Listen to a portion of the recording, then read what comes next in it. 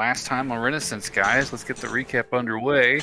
Noelle, in the wake of your recent escapades on Illical, the night after you guys returned to Freeport, you were contacted via a dream by the Gatekeeper, your old buddy, old pal back on Feral.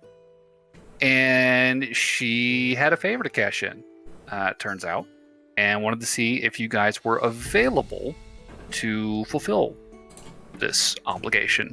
Not wanting to get too into the details just because it wasn't for her specifically. She had a friend, shall we say, come to her with this request. And Noelle agreed to hear this man out, and what followed was the first meeting of Noelle and Uldren, an Eladrin warrior from the Feywild, who needed the assistance of some capable and discreet warriors, somewhat removed from the politics of the Feywilds themselves. Gatekeeper thought of you guys immediately, so here we are. After describing his errand, which consisted of moving the heirs of his liege lord, across country to their new home in a fortress called Melitambos,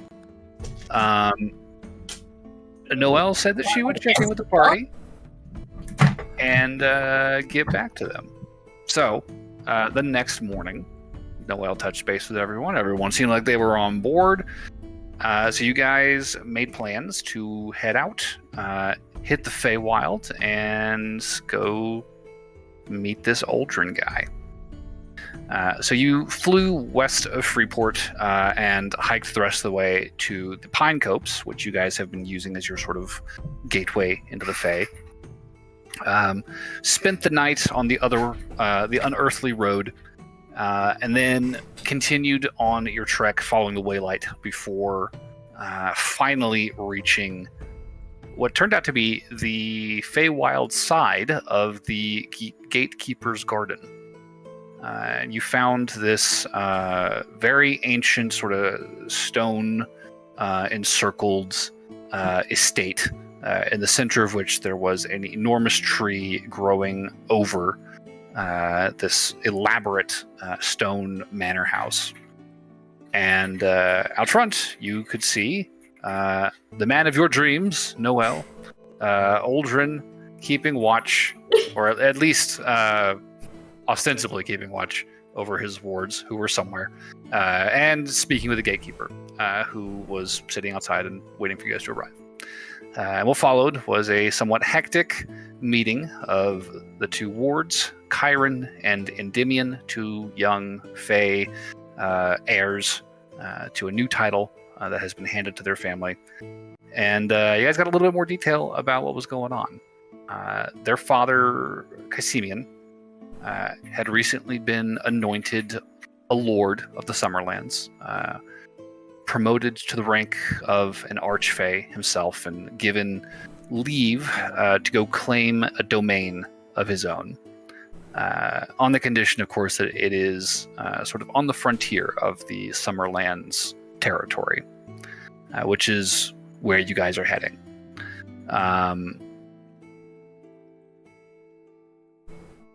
Given all of that, there was some conversation about how long you would be away from home, if you guys were at risk of losing any time. And while a little confusing to describe, the Gatekeeper did her best to impress upon the party that you guys are living at a good time. The moons are relatively dark on your side of the Veil, which means time in the Feywild is moving much more slowly compared to the material plane. You guys could spend months in the Feywild and potentially not even lose a day on the material plane, if you're lucky. I do think, and I don't think I mentioned it last time, but she would probably stress that it's not a precise science of prediction, gauging the time difference. And given that you are traveling a pretty decent distance, that will also have an impact on just how much time fluctuation you'll experience. So there's bound to be some time, days to weeks, but you are nowhere near risking losing years of time to this errand. So things should be pretty okay by the time you get home. That all said, you guys spend a little bit of time socializing with the Fae, getting to know the kids, poking around the gatekeeper's labyrinthian estate, scouring horror libraries, looking for references to the Red Star, which Burberry rolled exceedingly well on, and so we made some stuff up about an old epic that may perhaps have tied the Red Star to some other goings-ons in the Feywild. Scourge. There may be some relationship there. Interesting. The Scourge. You guys, you're not allowed to participate in, not because they're not good enough for it. Just they're not quite. It's a hard time. yeah. You guys spent the night there with plans to set out in the morning, and before bed, Noel, you did touch base with the gatekeeper to set up a meeting with the Lord Caesimian in order to negotiate proper compensation for the rest of your party. And meeting with him in a dream of your making at a small cafe on a corner of a busy street in Freeport, you met this very imposing, very commanding archfey, and found him relatively agreeable to the terms. As long as you were able to safely deliver his kids to him, he would more than happily reward your friends to the best of his ability with whatever he had. So, having established all of this, we are waking up on the morning of your second day in the Feywild. Back on the material plane, it has been ostensibly, maybe a minute or so since you guys stepped into the woods. And we are getting ready to head out. You guys are sort of assembling in the sort of rear antechamber of the gatekeeper's manse, getting ready to head out across her gardens and into the forests. Are there any questions before we begin? Seems like that. It's pretty straightforward. Okay. So, with that said, we'll get back into it. You guys, again, as I said, you are sort of all assembling in the morning after having spent the night here. Breakfast has been served, and you're sort of getting your things together and your plan figured out before you head out. Actually, one quick thing before we actually leave. I feel like Burberry, having found out that his bag of savings does not connect to itself in the Feywild, might let everybody else know that if they want to get anything out of their bags of savings, they should do so now, outside the front, real fast. Fair enough. Step out the front door and swap some stuff around your bags. Yeah, appreciate the warning.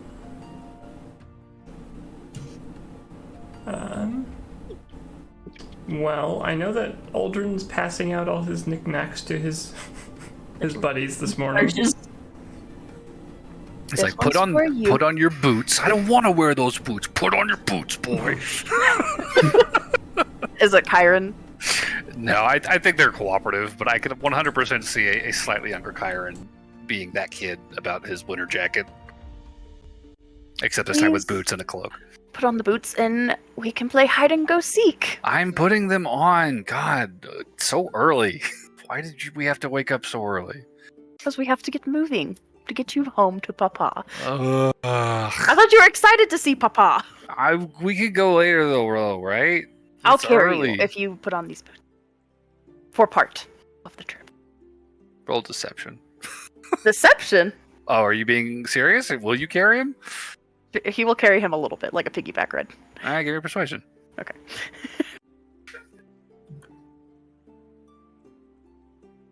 I just assumed you were bullshitting him. No, he doesn't actually hate Kyron. He's just... Oh, unnatural 20. Okay. Kyron's like, fine. God, I'm getting it on. Pulls his boots on and adjusts the clasp on his cloak. Look at you. So sneaky. You'll be able to hide even better now. His Please eyes are don't hide his from eyes me. are like barely open. All right. He'll like bend down. Come on. Upsie.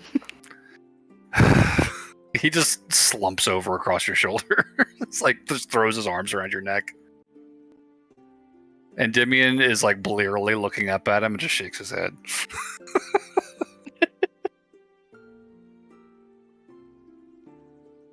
All right. I feel like he has his like endless canter of coffee. All right. Are you ready? Got my go-go juice. I'm good to go. Can I have some go-go juice? You are too young.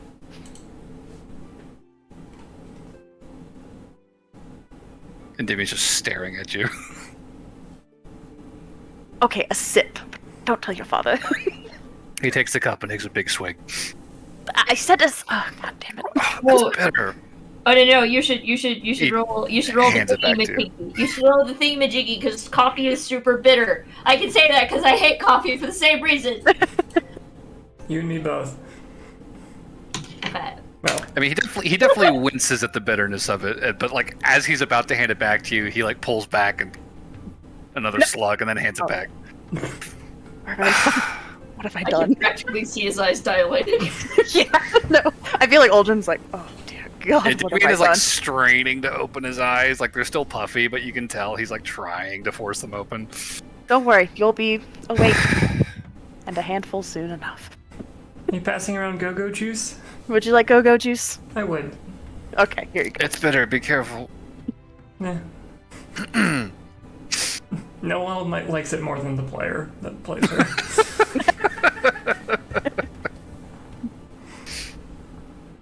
Well, I'm feeling ready to go. He like wiggles Kyron around on his back. Stop moving. I'm about to be moving a lot. They're very adorable when they're tired. I know.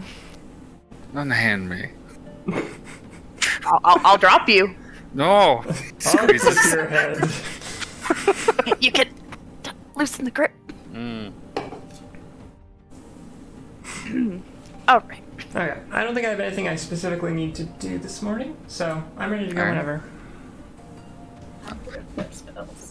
The gatekeeper, as I said last week, I should say, did make sure that your bags have been packed with rations. You guys have a sizable amount of food in your bags. You're definitely having to kind of rummage through that expanded space to find other things you need.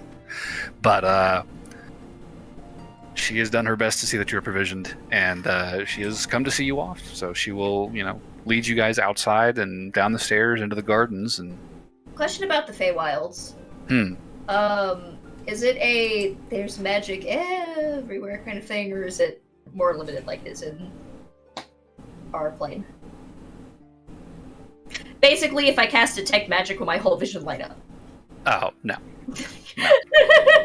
Like it's probably more present just ambiently, but I mean you're still going to be able to tell the difference between like a clearly magical thing and just kind of like room temp, Cast detect magic and your whole vision is just blue. Yes. This is That's what useless. I'm concerned about. It's like the camera flash in your eyes, just there's green everywhere. Oh fuck! I just realized your shirt, Cat. That's awesome. What's the cat? What's the It's shirt? Bonko Cat. Oh, But he's I've been dying. wanting. Yeah, that's the shirt I wanted to buy you, Jake. Done it yet. Fucking hell. Okay, I have well, his coffee mug. now I know to definitely buy that. Bongo Cat's What do you beautiful. forgot about it? Anyways, yeah, I think the gatekeeper would just kind of touching base with Aldrin. It's like, so you are confident in your trajectory? Yes. Did you not see my map? I Pulls it out. did. Just thought I would double check. I think it's. Okay, insight check. Still self-conscious. Yep. Feels like he's gotten a lot of shit about his map. Okay. He knows nothing. He reads nothing. He is unfazed. Yep. My map is perfect. It is excellent. I know exactly where we're going. Okay. Then I suppose I leave it to you. I'm sure the Lost Emeralds will see you safely to your destination. Let's hope we don't live up to our name. Oh, that's a good one. Ah! Better not get me lost. Just kidding. Follow me in my map. We'll be fine. Fare thee well. The gatekeeper will wave you guys out as you depart the sort of standing stones surrounding her gardens and begin to make your way into the forests. And before long, you guys are well clear of any sign of the gatekeeper's estate behind you. You are thoroughly in the wilderness of the Feywilds, roughly equivalent to where Feral currently lies, if you had to guess, assuming those things match up. That said, as you do begin your trek today and start getting out there, as the hours pass by and the sky overhead does not change in its luminous so much, there's always sort of an ever-present sort of high sunset sort of lighting, these long shadows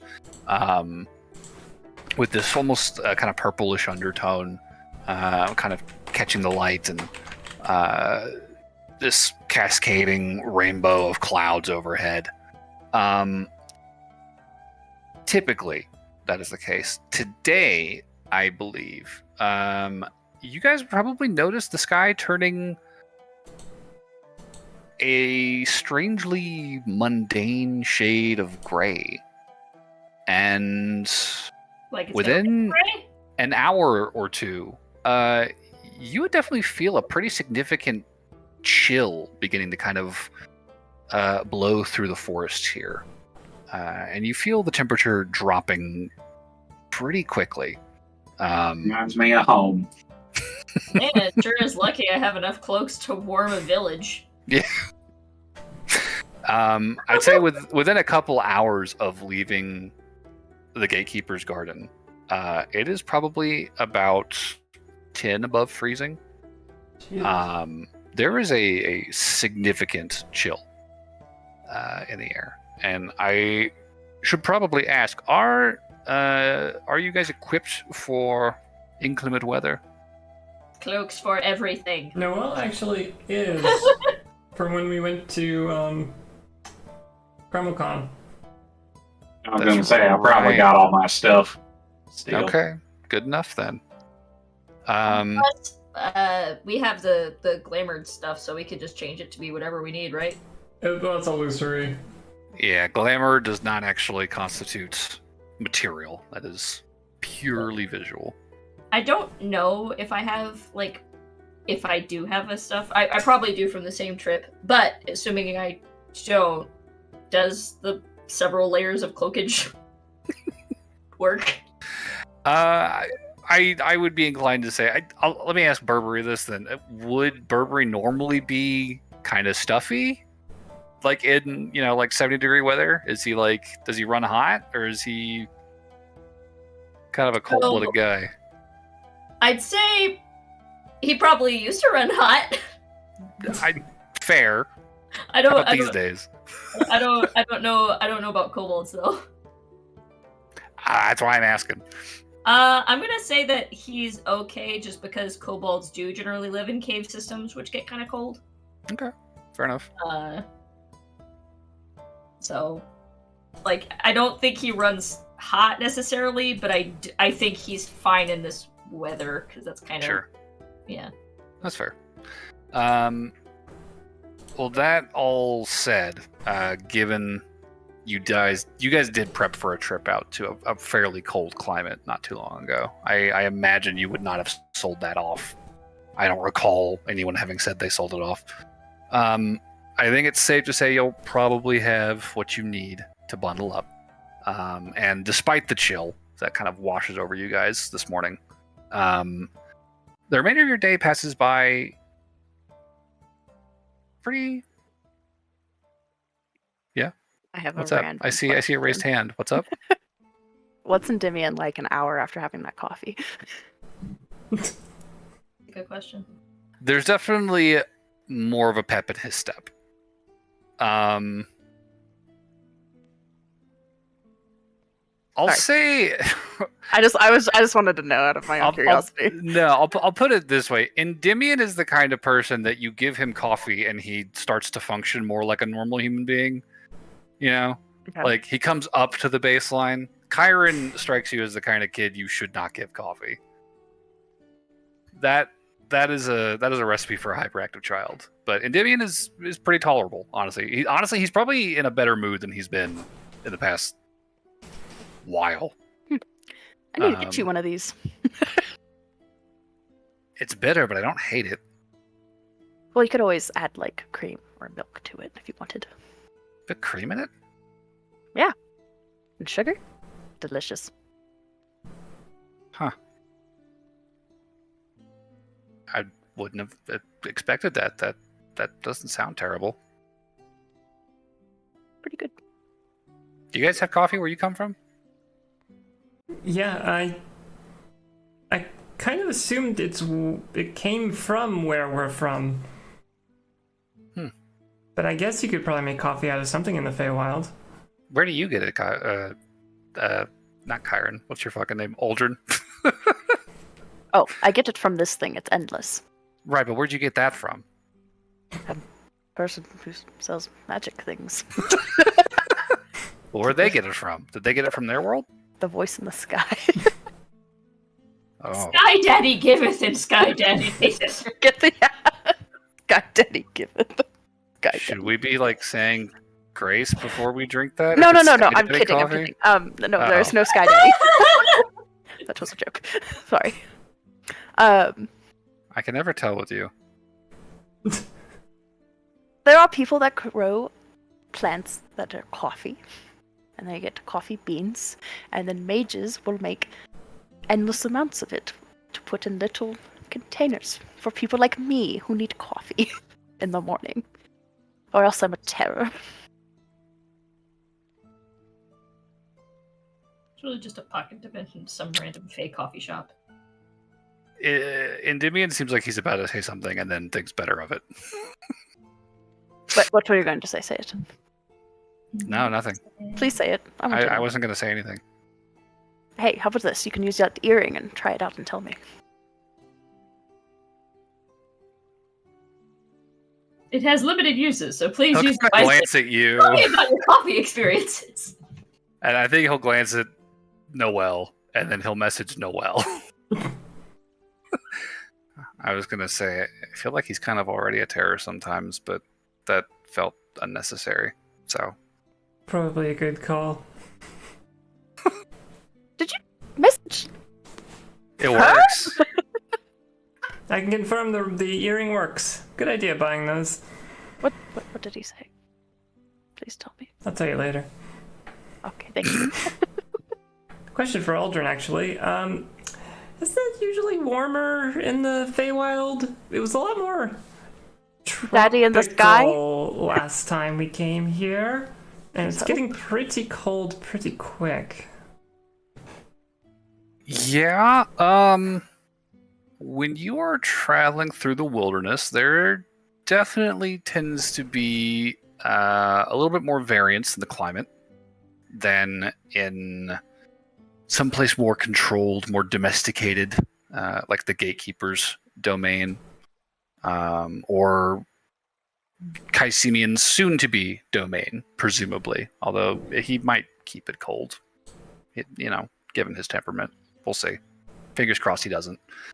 Got the clothes for it. Yeah, I mean, the Feywilds outside of an Archfae's domain is still a very naturalistic sort of place.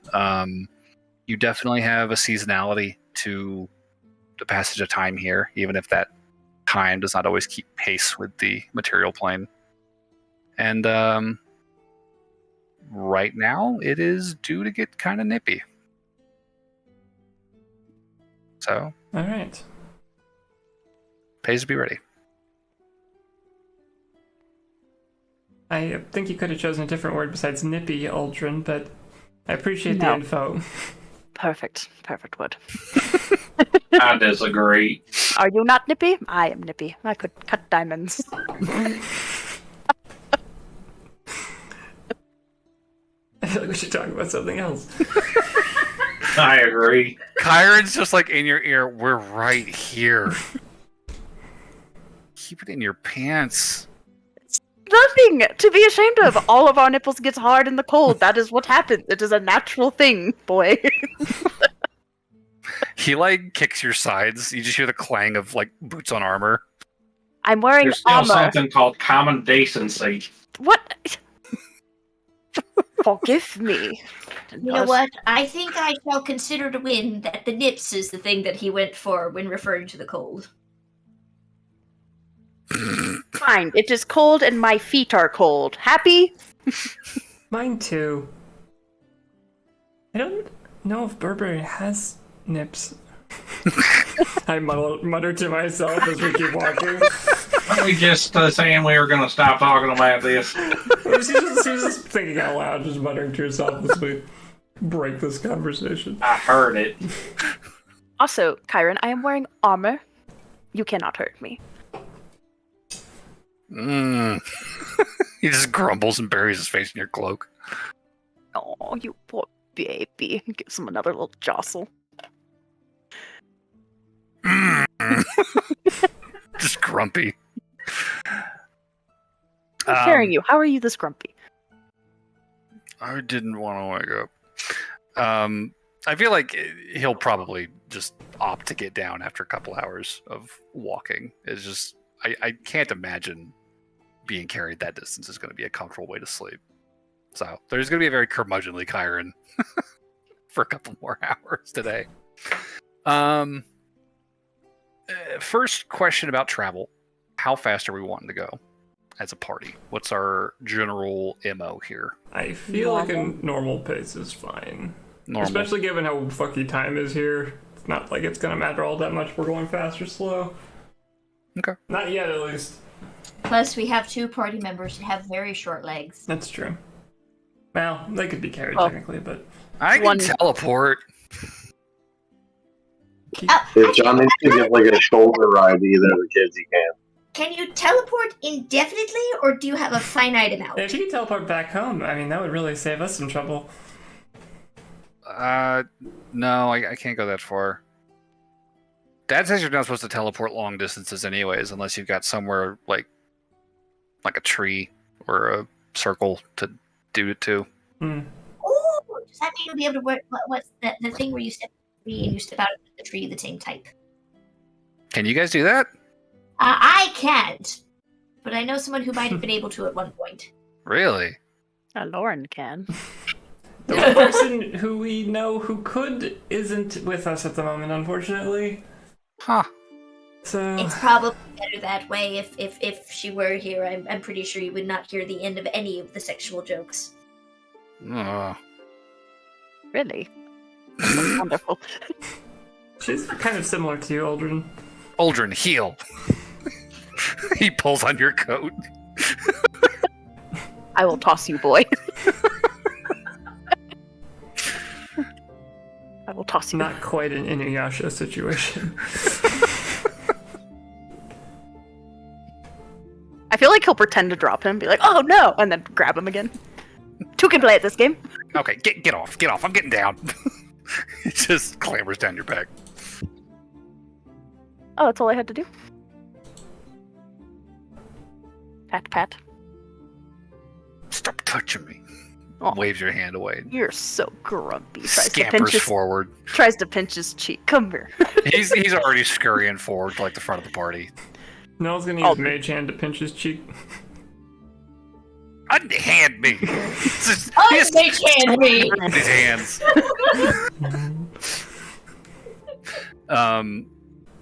To semi-answer your question, Burberry, I do think Chiron probably amuses himself for, a good half an hour, middle of your hike today, just kind of teleporting to and from trees as you guys are hiking, just kind of keeping pace, before he finally clambers down. Yeah. There and there. Like, I feel like after Chiron gets down, Aldrin would turn to Enmity and be like, would you like a piggyback ride? Honestly, no, I'm good. That coffee, that stuff works. Yeah, it's great. That's why I call it go-go juice. Just don't drink too much. There is such a thing as too much. What happens when you drink too much? Get jittery and anxious. Hmm.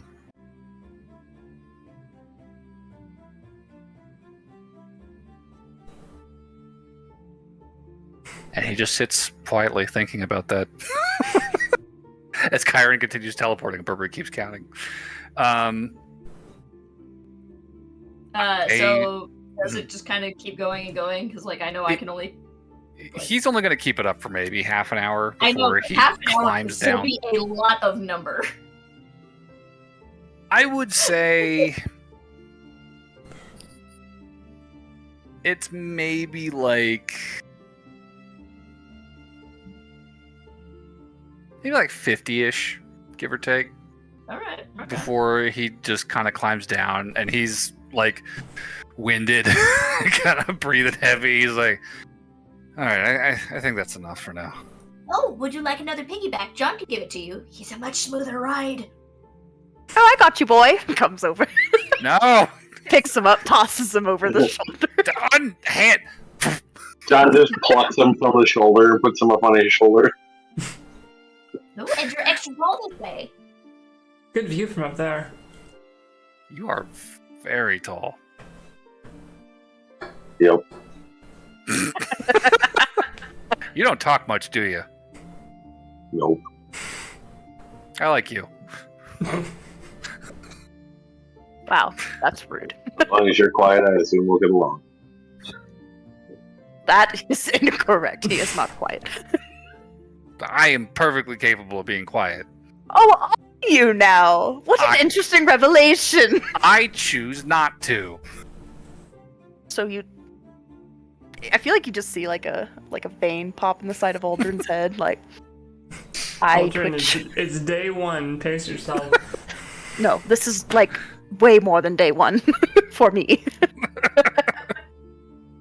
It's been weeks with these two on the road. I've been with these ones for weeks. Actually, how did this circumstance come about anyway? I mean, Well- it's not our place to know, but I have to admit, I'm kind of curious. How'd they get so far from home? So, they did a dread march, correct, Jacob? Is that what you called it? Who's The dread Jacob? march? Daddy in the sky. You said dread march, right? Is that what it was called? Yes, Aldrin, it was a dread mark. Thank you, Daddy. What in the Sam Hill was that? Just look up, it's the Python cutout guy talking out of a cloud. No, It's a cut So out of they went on a. I don't remember if I did call it a dread march, but Caesimian was granted a title and told to go lay claim to an old keep and establish a domain there. And- The kids stayed home with you, and then your job was to get them safely to the keep. And the gatekeeper's place was like a halfway point between the summer court and Melitombo's. Yes. But past that, it had the potential to get more dangerous. So you thought about maybe asking a friend for some help.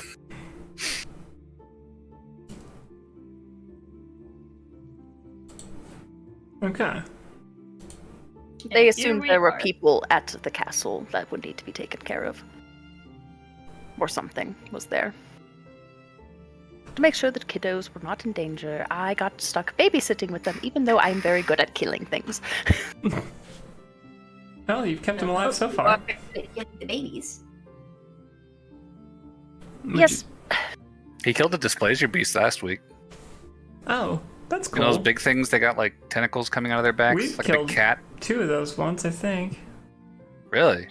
Did we? Yeah, it was on the way to the gatekeeper last time. Okay. Oh yes, I remember that. The dice said so. And by we, I mean those 2, and I point to John and Barnaby. What? It had it coming. They had it coming. that was too easy. That was just dead. I mean, this is the last time we fought. You killed a lot of stuff on the way here, so I just kind of stopped keeping track. Oh, what do you think that the most common disease for displacer beasts are? Do you think it's dysplasia? What's dysplasia? It's when your hips go weird. Do displacer beasts have 2 kinds of... They've got 6 legs. Maybe they have 2 sets of hips? Ooh, that's an interesting question. Well, maybe if we run into another one, we can find out. That If could we be don't. fun. Yeah, fingers crossed. That said, to summarize, today Yes. will pass without incident. You guys are going to make it about 20-ish miles, right? Through the forests. And in the last hour of your trek, I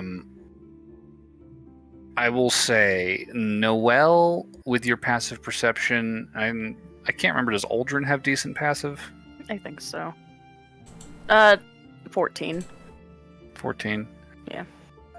So, I mean, Noelle's probably the first to hear it.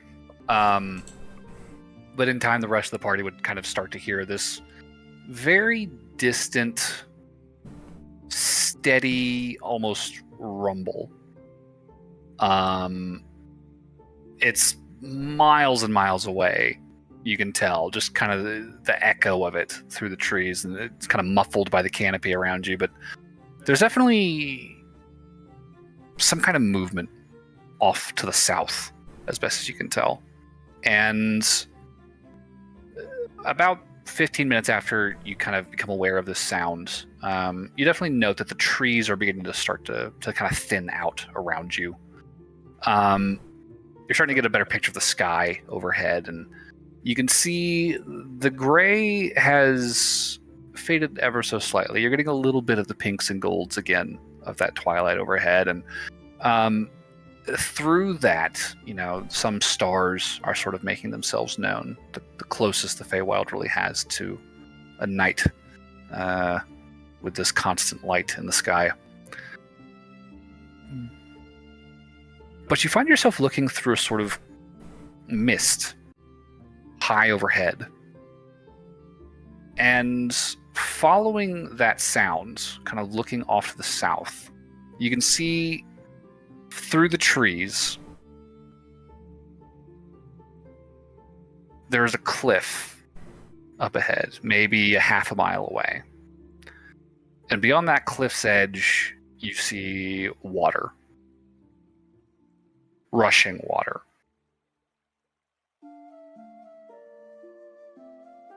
And very, very distantly, another cliff, miles and miles across from where you're currently standing. Sort of almost as though you're approaching a flooded canyon. And you can see this water rushing southward, and as it nears the horizon, you see this column of mist starting to kind of rise up into the air and drift overhead and kind of spread out kind of across the sky above you. I think it's enough to surmise that there is a waterfall of a kind somewhere in that direction.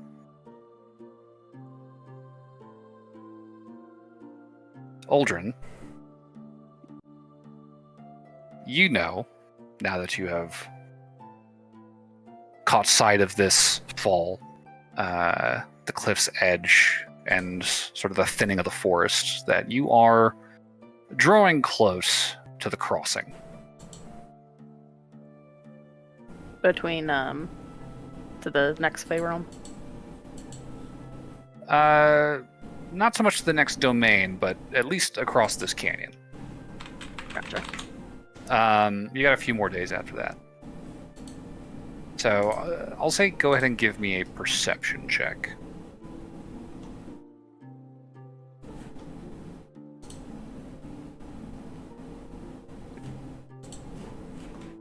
Unnatural 20. Okay, yeah. It's not too terribly far from where you guys have emerged. Maybe a little ways to the north of you, maybe a quarter mile, but you can already see it, kind of standing several 100 feet tall. This massive flat stone rising up along the edge of the cliff.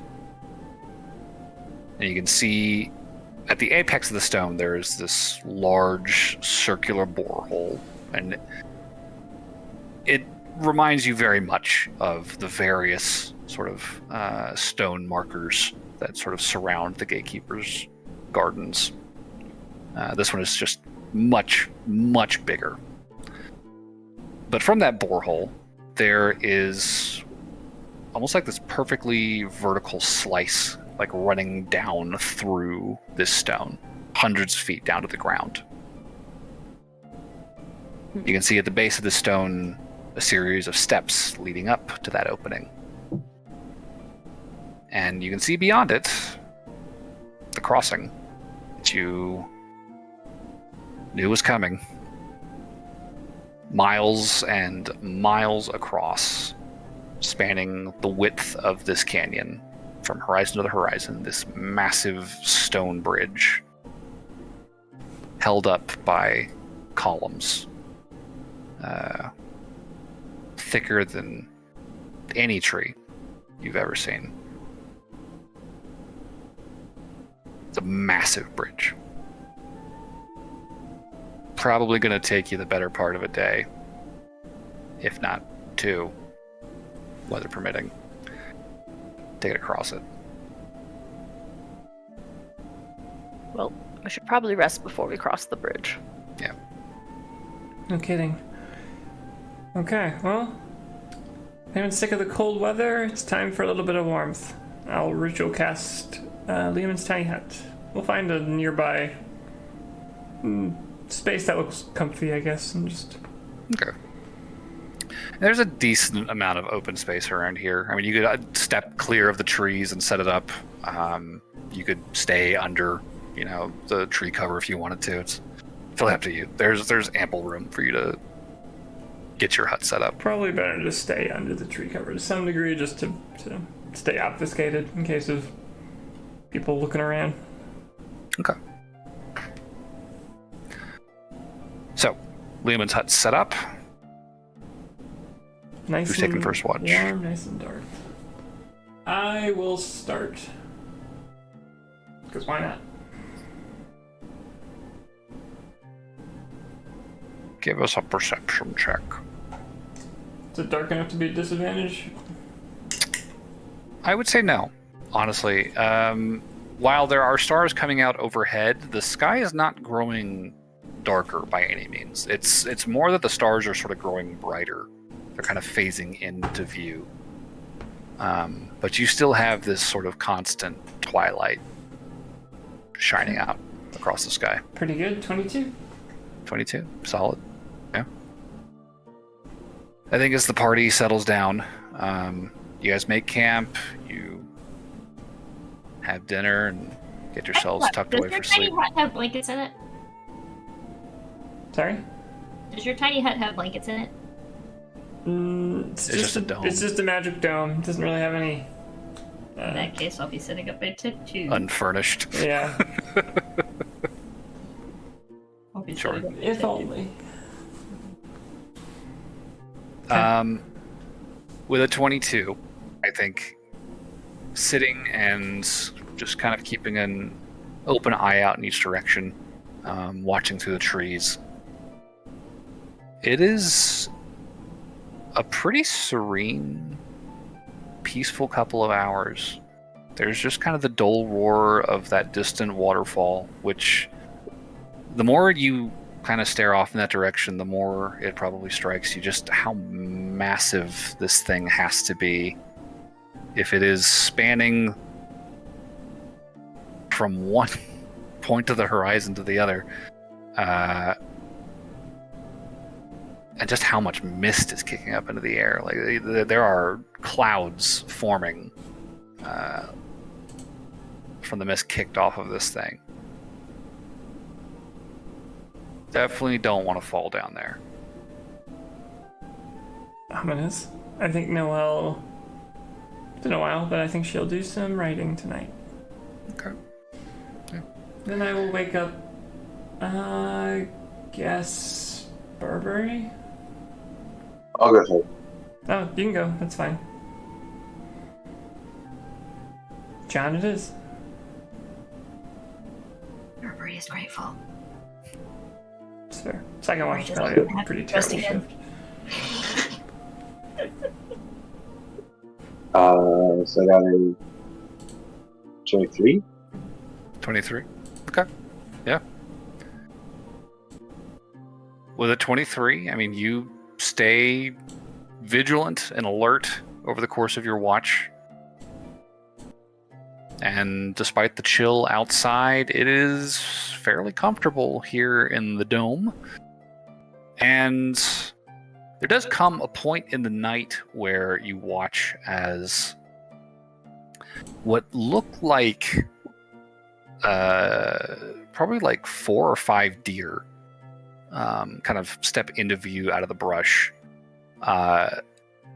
Bright orange with, these kind of vivid neon yellow spots across their back and bellies, and these almost like spiraling antlers, almost like an antelope's, but branching the way you would expect a deer's to. Stepping into view and very tentatively sort of approaching the dome, sort of sniffing around the grounds of it. And you see a couple of them kind of brush up against it. You kind of hear their horns scraping the exterior. After a moment, they just kind of curl up, leaned against it, almost as though they're kind of using it for shelter against the wind and siphoning off a little bit of the warmth inside. And they just kind of pass out within like 2 feet of you, totally unaware that you're inside.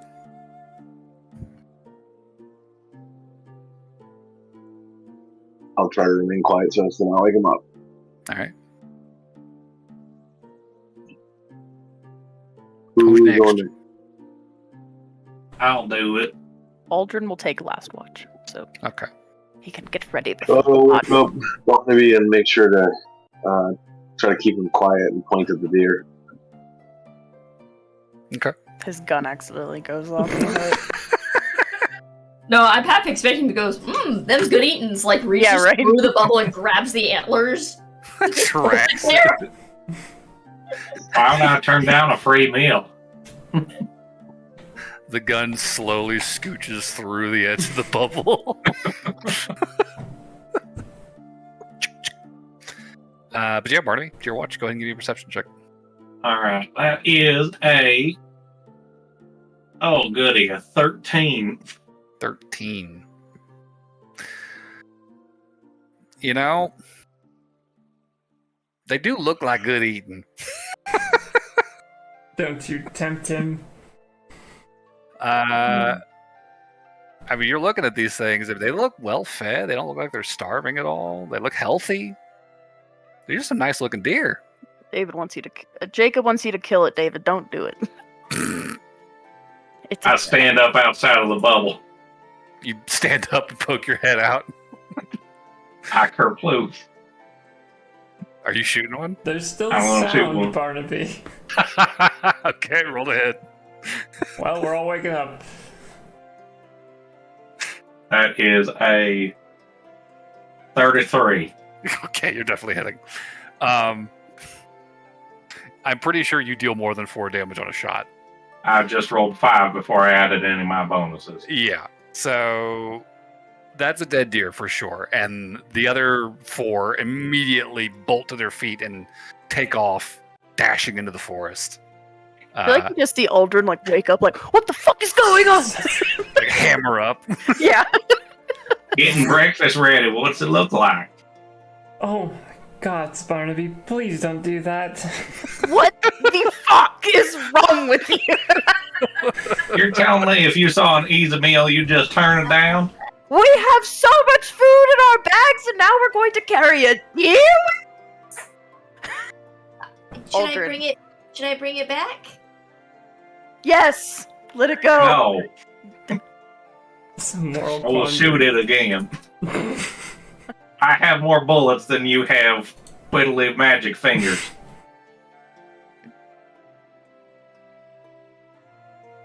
I'm just gonna stand there. Barnaby, please don't fire your gun unless it's absolutely necessary when we're sleeping. Also, we are in the Feywild. Things aren't always as they seem. Was it a deer DM? I mean, it's not turning into anything else if that's what you're asking. Well, that's good.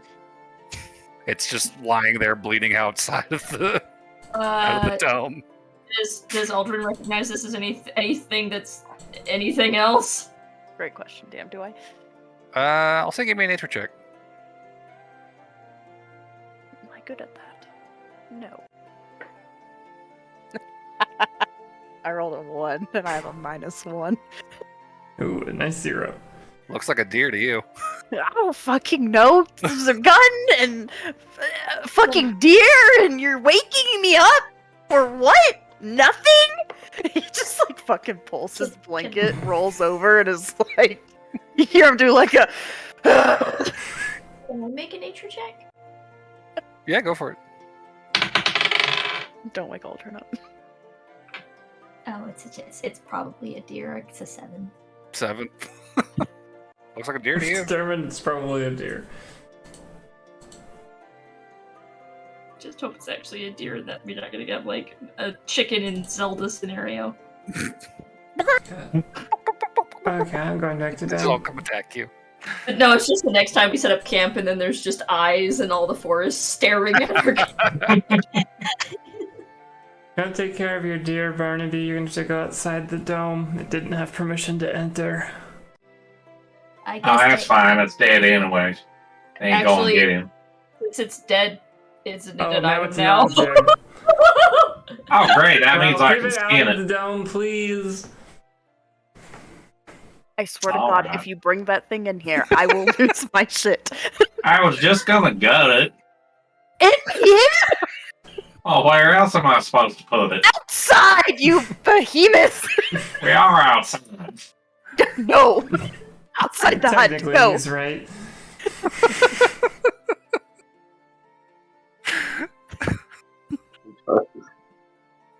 I'll just let your imagination there going, vanished.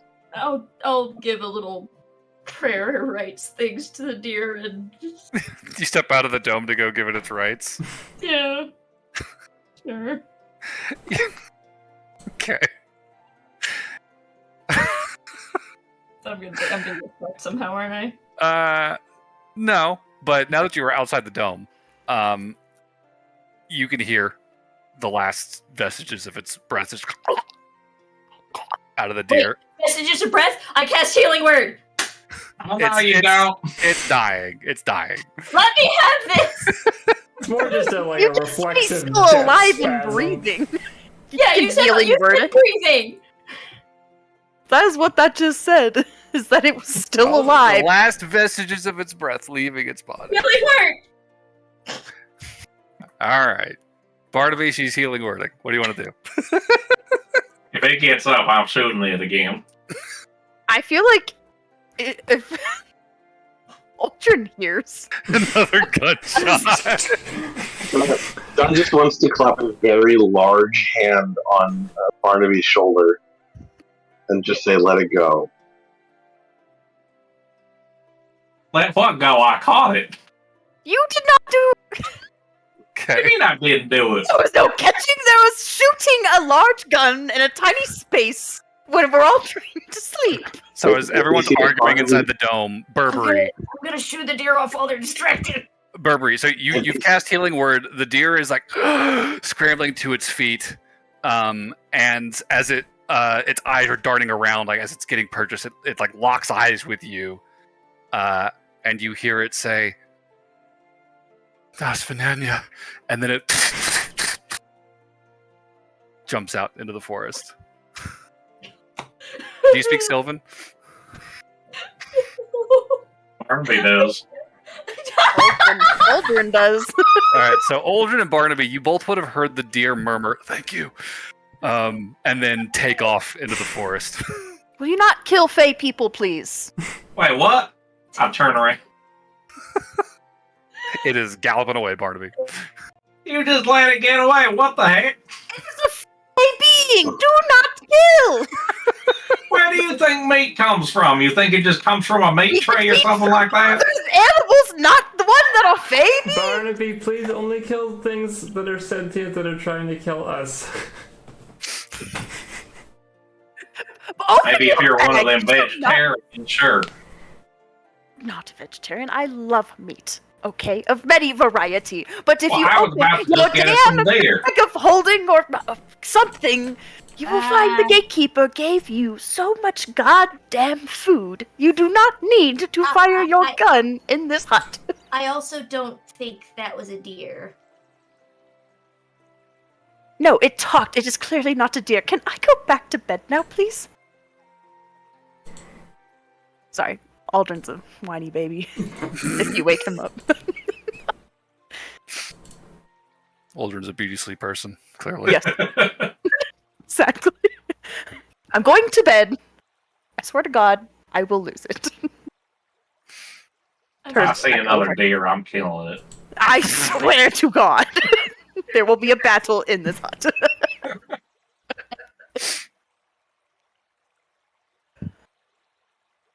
Fun fact.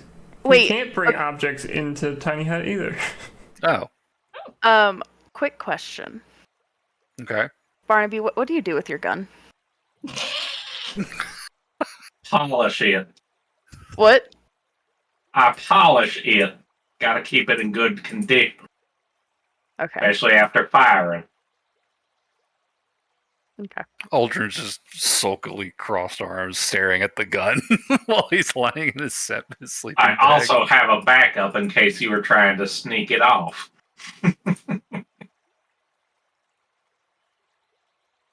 Oh no, he doesn't ask that. He's just observing you.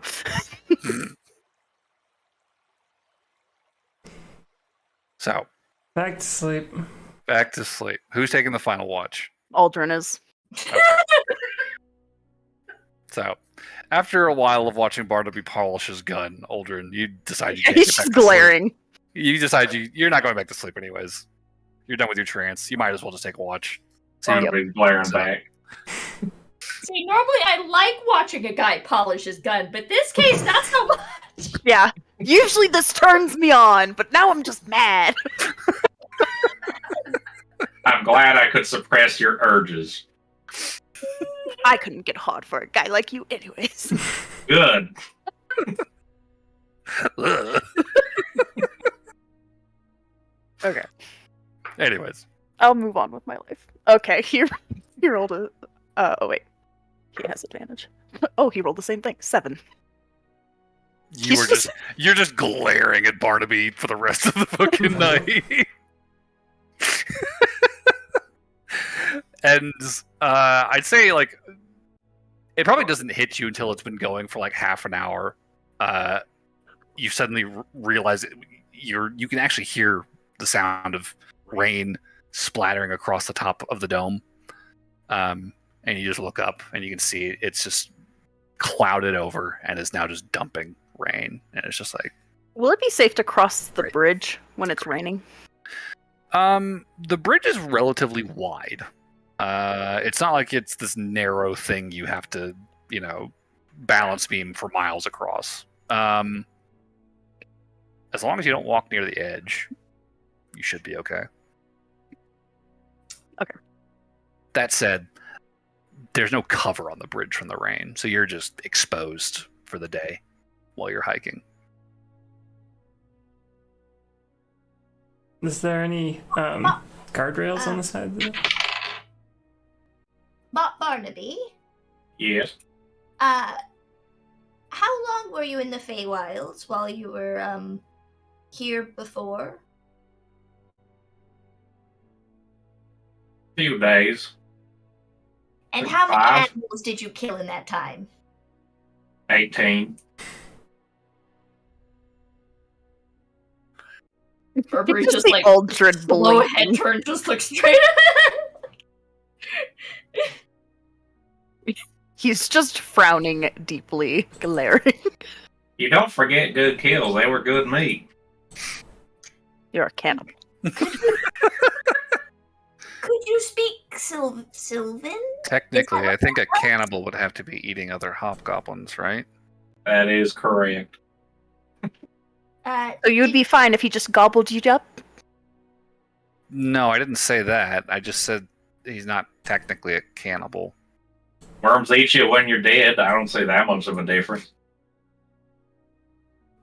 Worms don't kill you.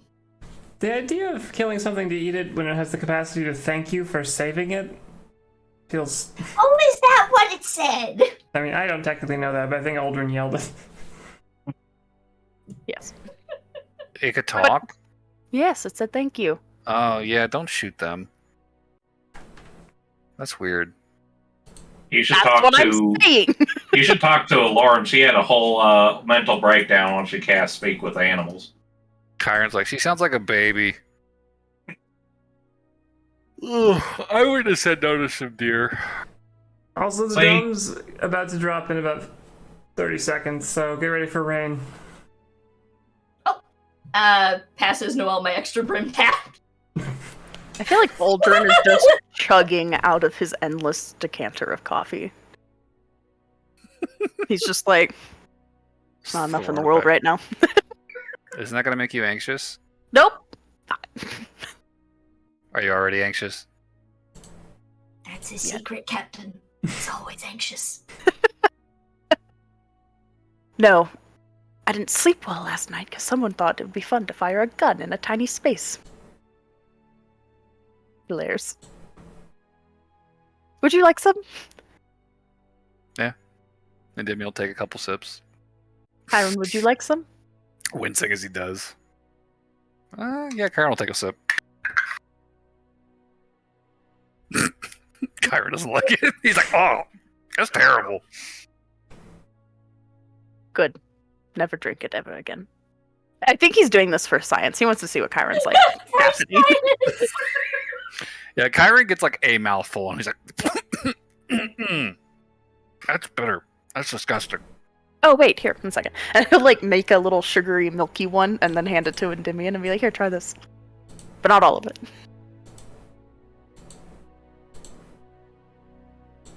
Endymion likes it. That's good. Yeah. He Okay. takes a Kyron? drink. What the fuck? Oh, wait, no. Okay. That's a 15. Yeah. He's into it. See, it's better. That's better. Thank you. Oh, stop. No, give it back. He just sucks it down. Does he like just drink a whole cup of coffee?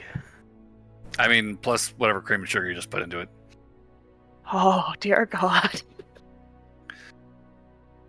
We're going to conduct an experiment, Aldrin. I wanted him prizes? Have like a drink or two, not the whole fucking cup. And Endymion just looks at you like, this is your fault. As he stands up and starts walking towards the bridge. You're correct, it is, but oh my God, what have I What's his fault? What happened? What's wrong? Nothing. What did Aldrin do? Nothing. Did you do something, Aldrin? No. What is he talking about? Nothing. Yeah, you can already tell, like, it's starting to hit. You see the fear in The Aldrin's energy's eyes. starting to pick up. Yeah, Aldrin's already like fearful watching him like, Sure. what have I done? Alright, off to the bridge. To the To the bridge. bridge. Yeah, as you guys begin walking, the rain begins to pick up. Despite that, you definitely feel the air beginning to warm fairly rapidly over the course of the morning. And within a couple hours, you're looking at probably air temp in the 50s, right? Marked increase from the day before, but very, very heavy rain coming down over you guys. To answer your earlier question, Noel, there is a lip on either side of this bridge. Not a railing per se, but maybe like a foot high, little ridge of stone along either side. Just kind of a clear indicator you really shouldn't be walking that close to the edge. How far is the drop? As you step onto the bridge initially, the rain briefly broken by the towering stone megalith you are passing through. You find yourself stepping onto this wide, probably like 30-foot wide stone pathway that, looking straight ahead, it just goes and goes and goes for miles to the horizon line. And in the distance, you can see the cliff face of the opposite shore. And below you, looking over the edge,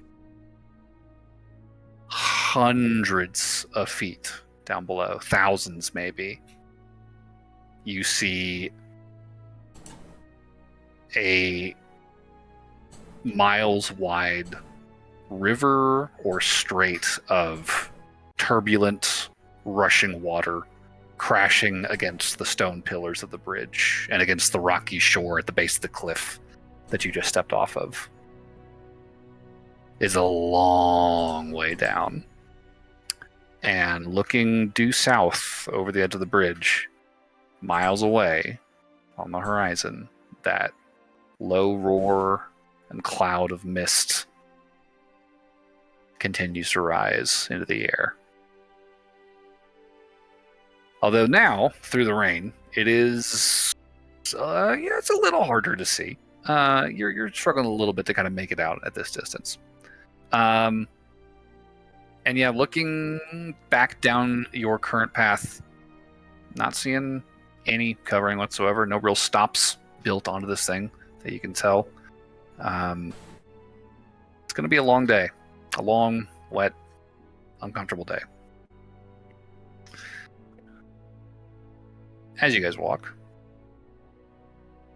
over the hours, Chiron's a terror.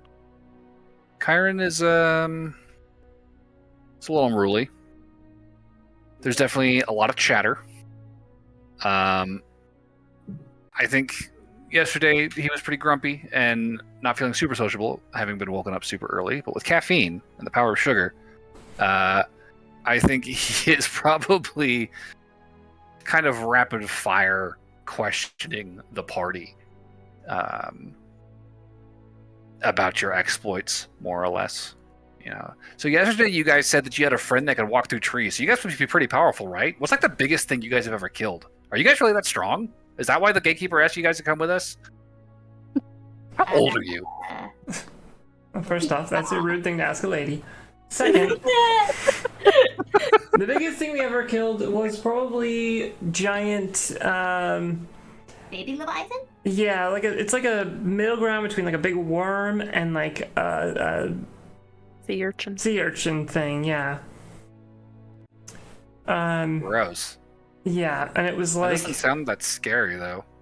Oh no, if you want to go with the scariest thing we'd ever killed, that would have to be baby teeth. oh, baby teeth was really bad. That doesn't sound scary at all. That's just what we call That it. was the joke. Oh. He was so nightmarish we had to make up a silly name for him. It To make him made less scary. mad. I feel like he loses a lot of his fear factor in the retelling, though, if you have to refer to him as baby teeth to people who never saw him before. Because I don't know what he looks like. He doesn't sound scary at all. So I called him baby teeth just because we don't actually know what its name was, but And Burberry will give him the description of the thing with hands with too many Oh, yeah, fingers. Berber has got the best description. Right, because I walked with it for a long time. I think as you're describing this thing, and Demian, he's just like he's listening quietly, but he's not, a hyperactive monster about it. I think at one point over the course of the description, you see him kind of nudge Kyron and be like, "Kind of sounds like Dad," and Kyron's like, "Yeah, kind of." But I mean, Kyron will definitely keep pressing. He's like, "So why were you fighting this baby to you? Like, why would you even bother dealing with something like that? He sounds awful." Oh, well, we didn't have much of a say in it, because we had just been on a ship that got torn in half, and I was by myself with... Thankfully, he didn't have much interest in me at the beginning, I think because I wasn't I was so tired. Too tired to be scared. Also, boat crashing versus evil thing with too many hands, boat crash wins. Yeah, Dad doesn't like boats either. Smart man.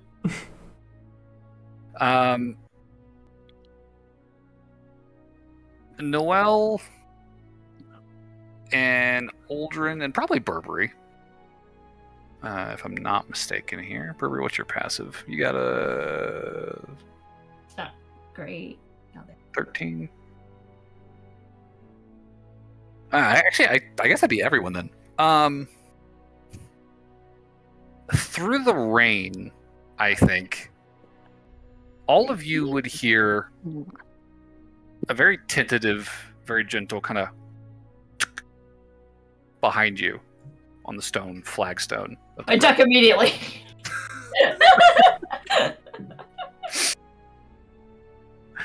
Does it sound like hooves? Footsteps, or? It does. Oh my god, it's the deer. Is it the deer?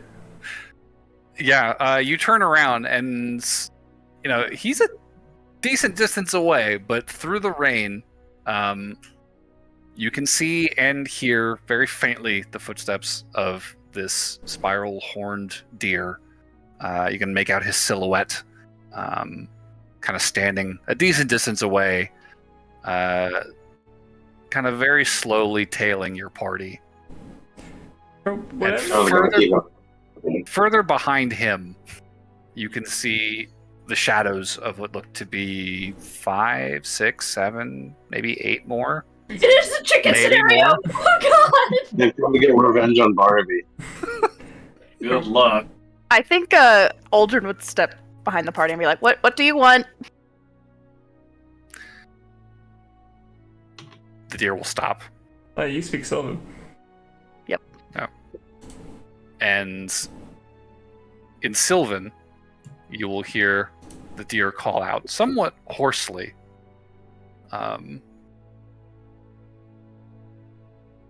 One of our own was injured last night.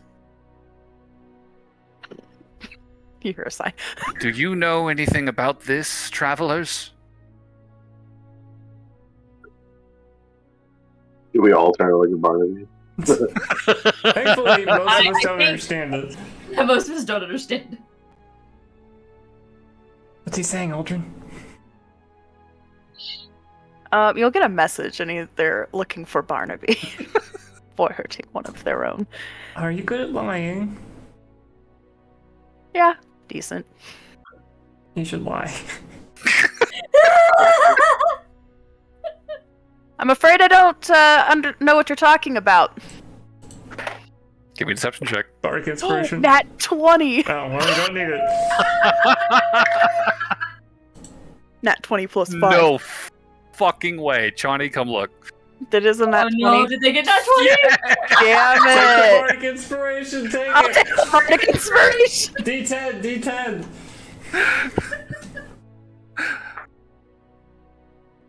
Oh my god, I rolled max on it. Did you really? Okay, well, we should be safe. So what's that total? 35. 35? Holy shit. Okay.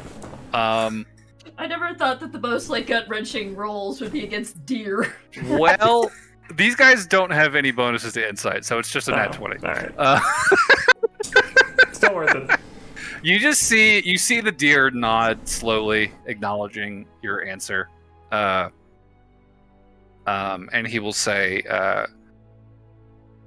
"We were told that a creature matching the description of your masked one rendered aid last night." Yes. I don't know how it was injured, but I do know that Burberry did assist him. The deer does a very low bow in Burberry's direction, and you see the shadows of the herd behind him follow in the gesture. And you will hear the deer say, "We thank you, stranger. You saved his life." What they say?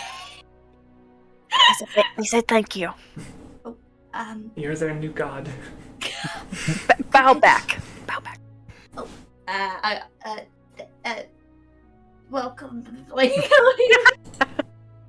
And as the deer straightens up and sees you bow, then he bows again. Yeah. they kind of repeat it a couple more times.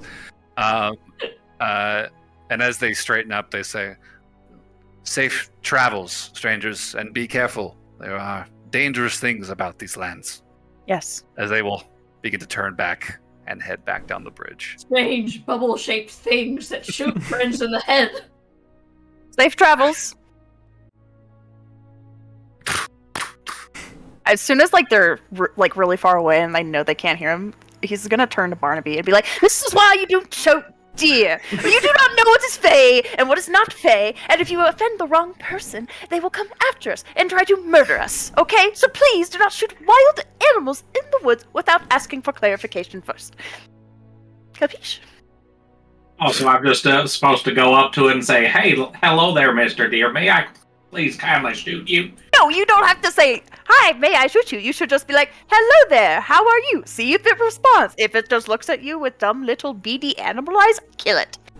But if it responds, "Hi, I am blah blah blah," you don't kill it. Clearly, you don't hunt very often, because if you ever did that, you'd lose your prey. But Barnaby, can't I'm going you to throw your actually gun do off this that? bridge. I thought you spoke Sylvan. He could. He could. No, but that ruins the element of surprise. You're supposed to be a hunter, not a conversationalist and then a hunter. Okay, then don't hunt anything while you're here. Doesn't your gun have a range of 120 feet? Yes. So you think you wouldn't be able to shoot it if it ran away? You'd have 2 turns to do it in.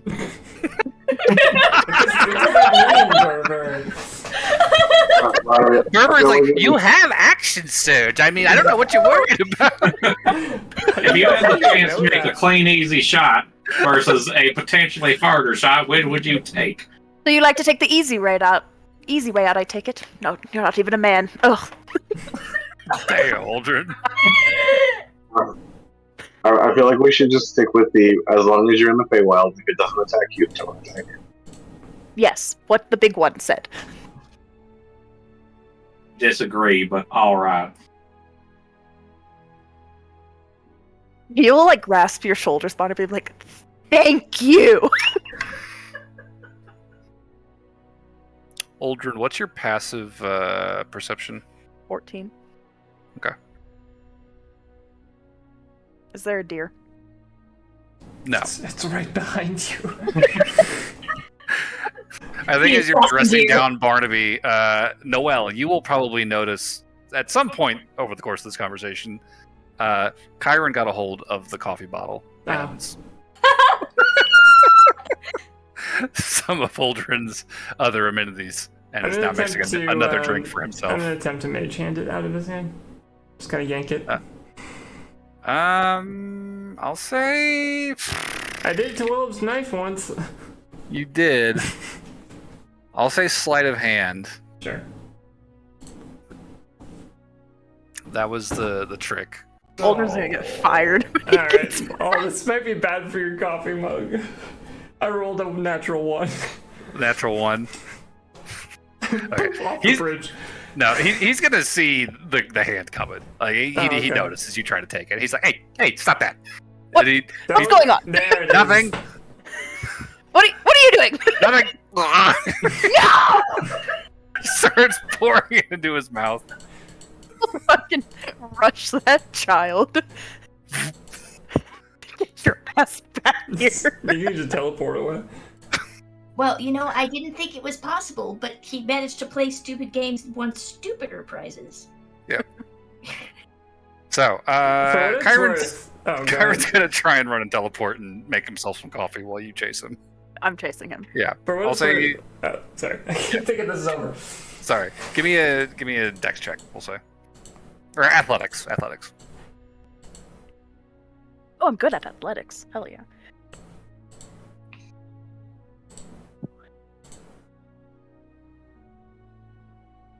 $22. 22. Okay. I feel like he gets a couple of gulps in before you manage to get a hold of him, and This pull is the thing. bitter stuff. This is the bitter Oh no, stuff. he pulled multiple things out of your bag. Oh. He was like trying to mix himself a drink, but you caught him too early, so now he's like just pouring it all in his mouth at once. It's just like a bag of sugar in his mouth. It's like the sugar, the cream, the Equal coffee. parts. It's just like running down his face, like in the rain. He gets like 2 mouthfuls, and then you get you yank something out of his hand and get the rest of it. And he's like, "Oh, hey, I was drinking that." No, you need to stop. You will become anxious and anxiety, and I will have to hold you and carry you for the rest of this trip until you can go to sleep. I think you had too much coffee today. I had too much coffee. You have not stopped talking. Did you hear yourself? You're nothing but yelling all morning. It's just blah blah Because blah blah blah this blah one's blah. a dingus. What's that part of me? He was trying to get breakfast, We have breakfast. and that argument, I'm sure, will play itself out for a I'm little sorry, while over the Barnaby. course of the rest of this walk. I'm not actually angry at you. I just want to clarify. You interrupted Aldrin's beauty sleep, and that was a mistake. I'm angry at you.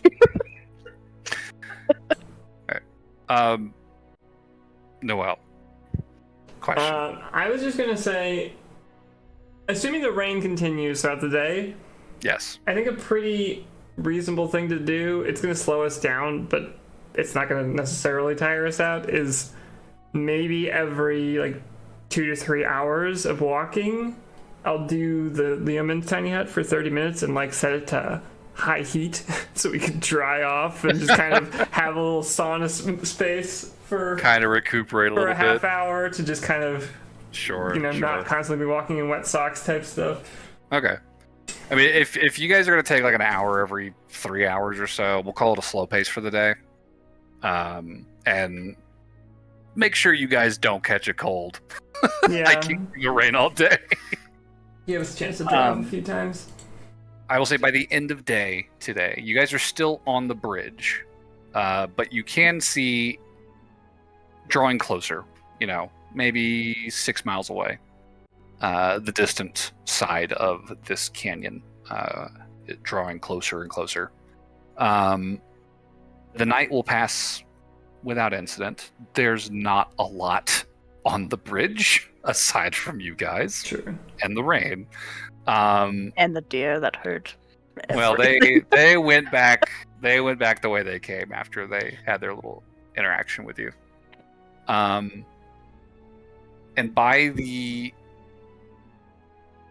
next morning, we'll say Does Kyron sleep? I'll say he's pretty high energy during the day. Oh crap. I think by the time, I think by the time you guys actually like sit down for like dinner and then rest, he like eats and then crashes, and is just out. Oh my god. Maybe this was a good idea. He went right to bed.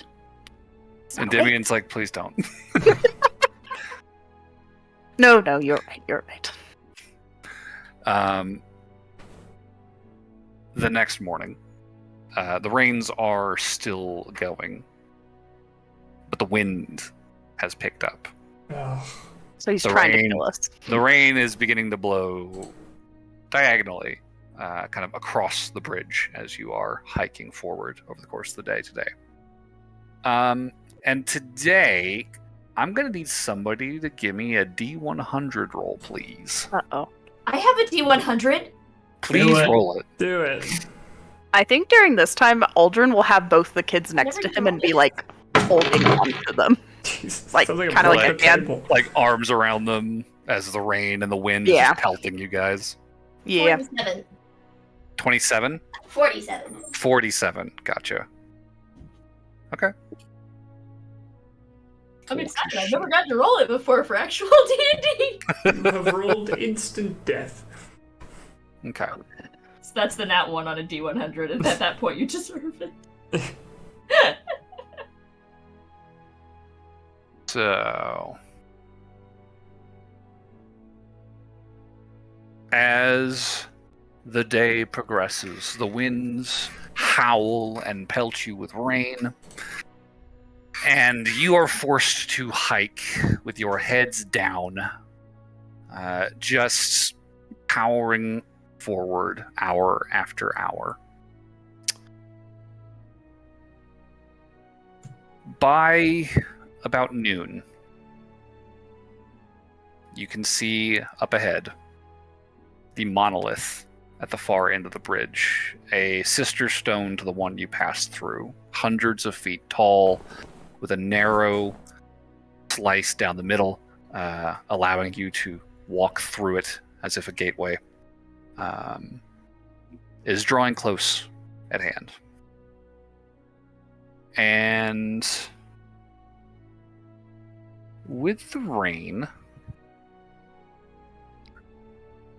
and the wind, I'm inclined to say passive perception is probably a little bit lower in light of those conditions. Fair. So with that said,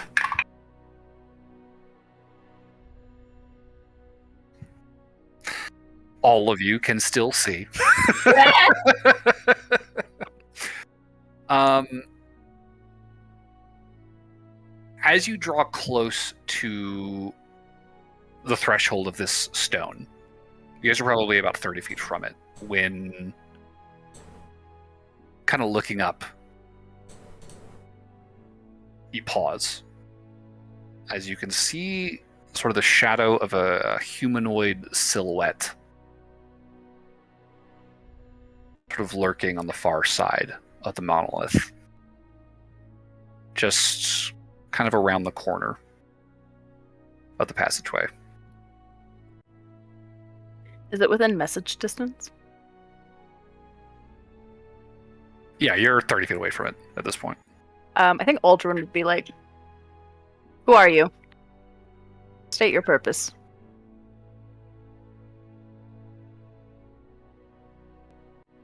I think you will see the figure sort of lean out from around the corner and kind of step forward a moment. Just a couple of steps.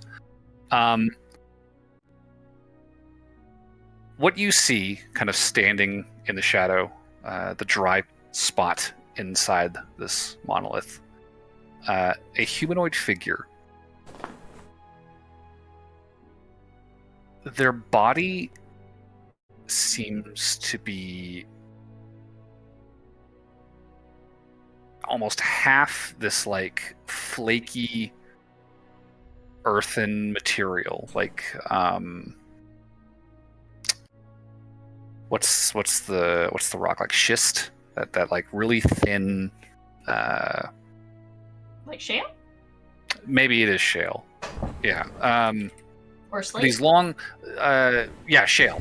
So these like long ribbons of like this thin shale like material that's kind of like conforming to the outline of their bodies. It's like kind of bent around part of their face and their arms, legs, and torso. And inside of the shale, there are these sort of openings, sort of like the openings of a cup. This shale seems to almost be holding this like almost stardust-like material, kind of suspended in this sort of swirling, milky fluid, still in a humanoid shape, but much more sort of amorphous and shimmering against this black stone that sort of composes the rest of their figure. You see this creature, this thing, bow to you very curtly and respond.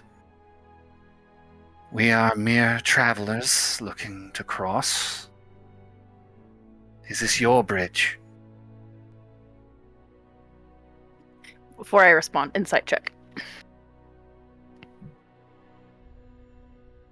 Not great. 9. 9? There's not really a face to scrutinize. It's this stony, almost like a sculpture, like half of a sculpture, and then the other half, sort of the interior of this sort of hollow shell, is this sort of milky, starry, swirling substance. Alien looking and very, very hard to read. Well, do you know what it is? I would say, Aldrin, go ahead and give me a nature or an arcana check. I'm terrible at both of those. 16. 16? Mhm. Okay. You... The highest I can roll is a 19. So Yeah, this is pretty good for him.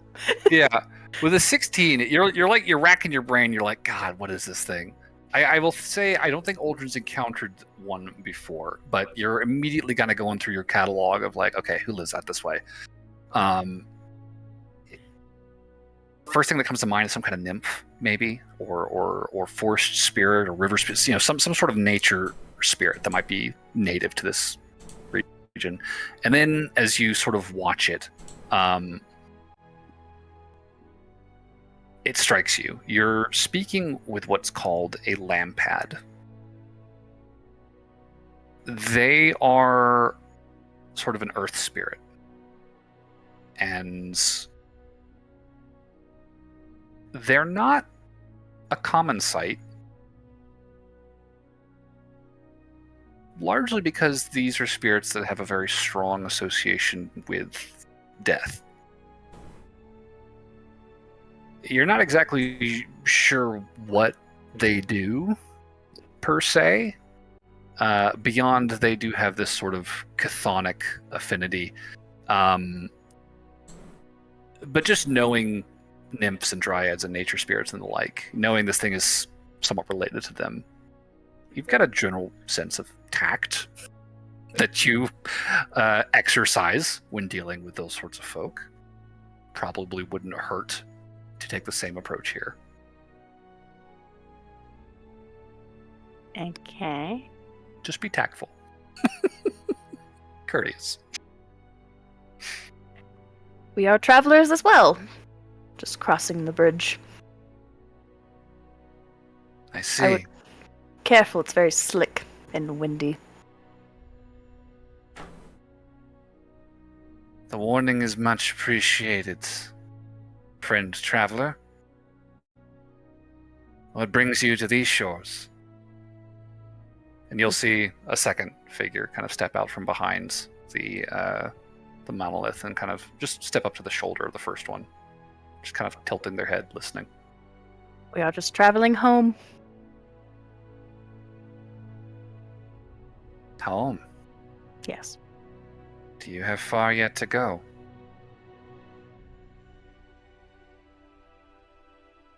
Insight check. It's being sketchy. Another insight check. What language are they speaking? Out of curiosity. 11.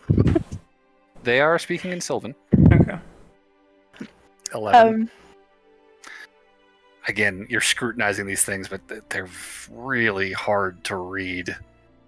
It's frustrating, really. Just, like, give me fucking something, you rocky bastard. We're about halfway there. Manners. Yeah. Halfway, yeah. Yeah, we're about halfway. Where are you headed? We have business of our own in the Heartland. As we understand, your people are undergoing a certain crisis this year. Is he referring to the Scourge? I think you can glean that much. That's pretty transparent. Yeah. Uh, Happens every once in a while. and every once in a while, we make the trip. Well, we definitely appreciate your services. Well, the dead don't tend themselves, do they? Yes, they do not. If you'll excuse us. Of course. And you will see this figure, the one beside it, and two more round the corner following them. All nearly identical in this composition. These shells of stone cradling this sort of milky, starry figure. And one by one, they kind of file past your group, all of them with their heads just craned to look at each and every one of you.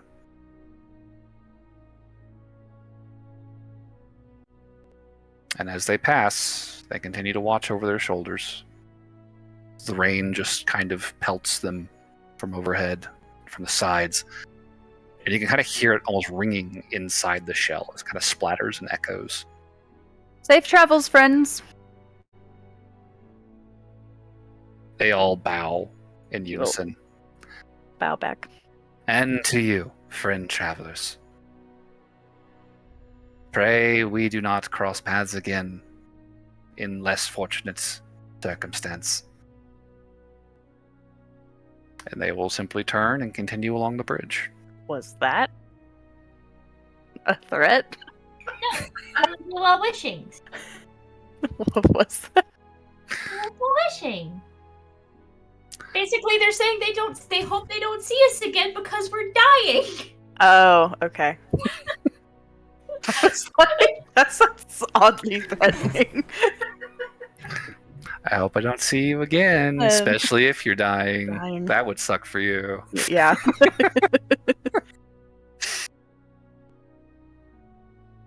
And they'll just continue along the bridge until you lose sight of them through the haze of the rain. I mean, Aldrin would start walking. Just through the Yep. stone pathway. Mm-hmm. He wants to get off this bridge. He's like just clutching the children with their little capes. Like, let's go. We're almost to solid ground.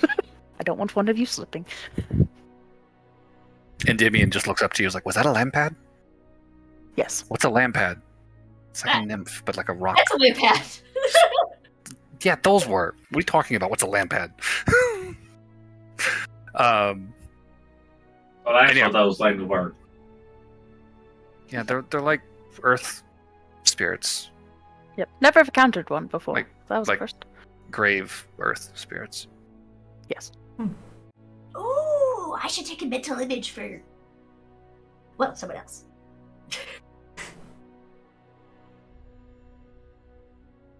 All right. Among the bridge we go. do, do, do, do, do. He's like just kind of carrying the children off the bridge. I feel like. Kyra's like, you can let go, let go. No, if you slip and die, it will be my head. We're on solid ground. It's fine.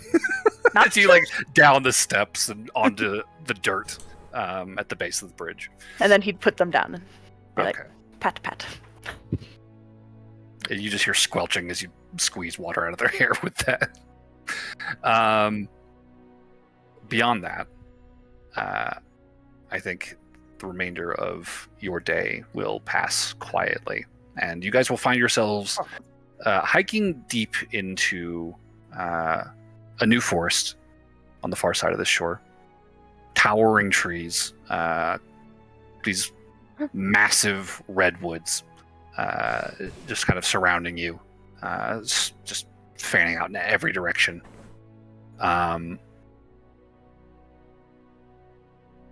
The night will pass quietly. The next day will begin without too much fanfare. Still raining? And the rain is left up. There is a light wind out today, but it is a balmy 50, just a little bit chilly. Perfect weather for a long hike. Perfect. Thank We'll the make good gods. progress today. Could I get another D100, please? Yeah, just keep that cat. I'll do it. Oh, cat's rolling it. Oh, who's going? Who's got it? Ooh, a 99. Oh,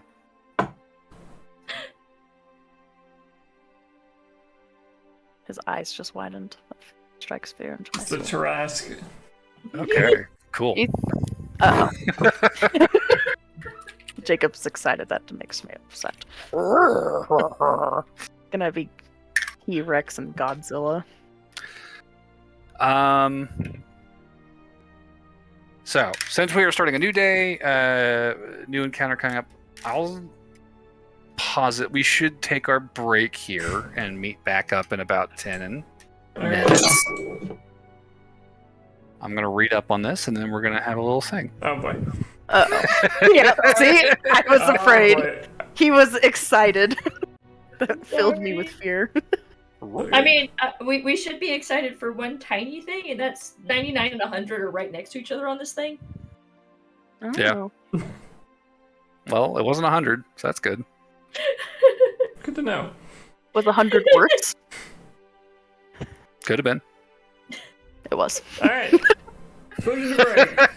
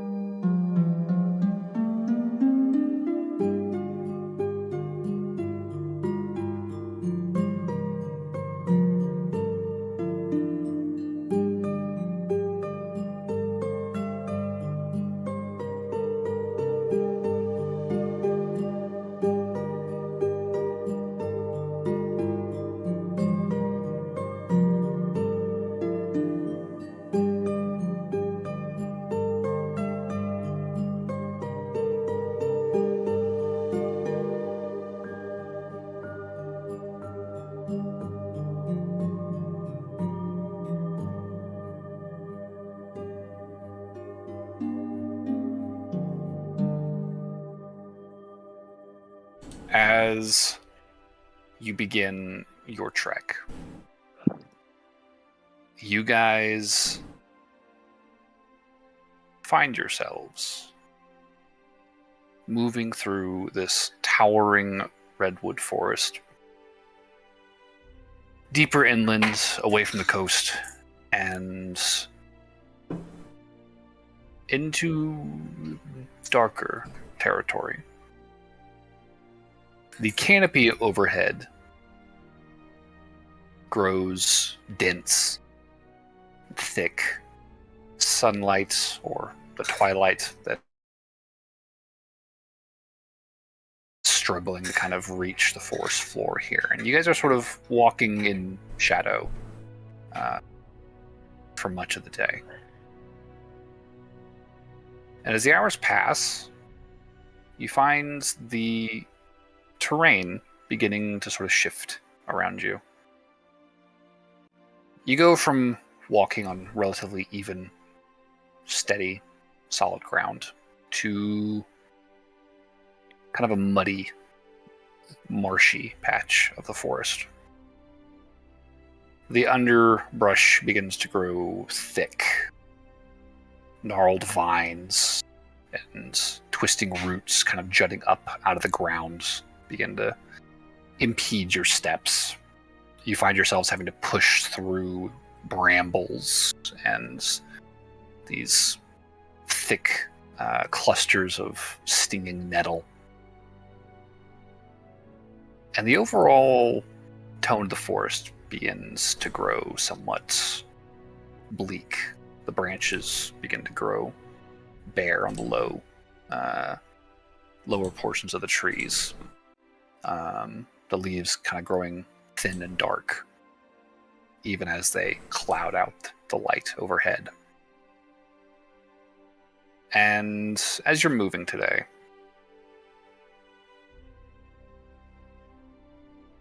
you can't shake the feeling that you're being watched.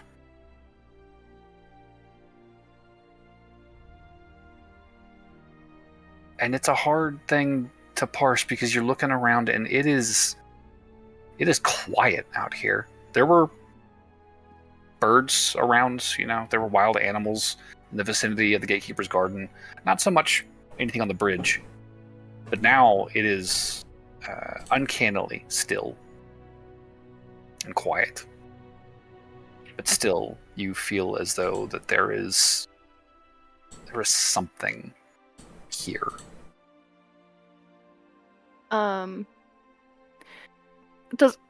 Would Aldrin know if Chiron could take Admidian with him if he teleported? He cannot. Okay.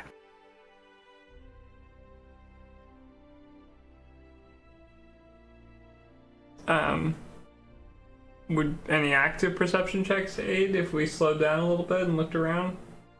Yeah, go for it. I will also roll for that. Nothing feels off. And I don't know what, because I rolled a pretty low. I rolled 11. Well, that's better than 11. 16. 16. I got a 17. 17. Noise.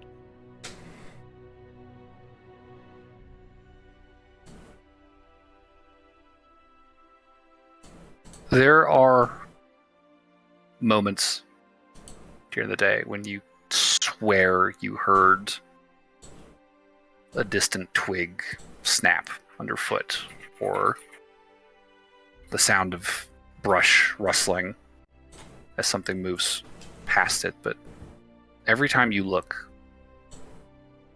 you are alone out here.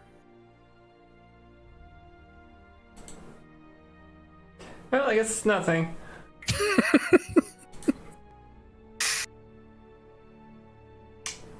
I feel like we'll be careful, but I don't think we need to stop moving unless something happens. Okay. I'll say as you continue, following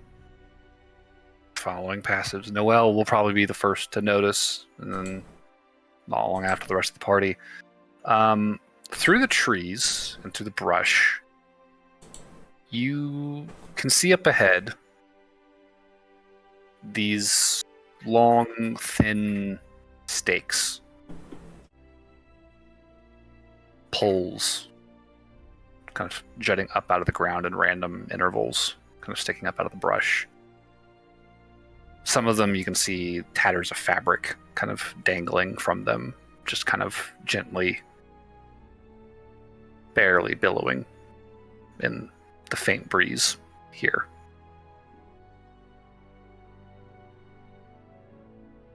And then you can see the bodies kind of scattered about in the brush here. You can see the collapsed, broken forms of probably 30, maybe 40 or so individuals.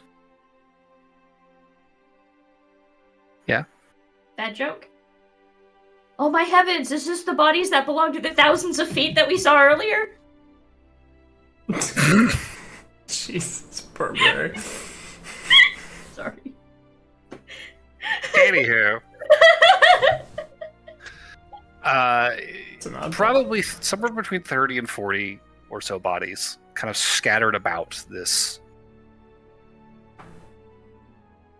sort of a depression in the forest, because there's sort of this ring of a low ridge kind of encircling this dell, maybe 100 feet across, and in it, strewn about the discarded pikes and banners, shields, swords, just kind of strewn about this battlefield. You can see corpses garbed in broken chain and half plate, wearing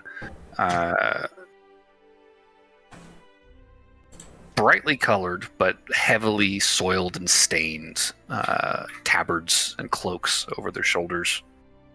I mean, we would definitely stop everything if we saw a bunch of bodies laying on the ground. Yeah.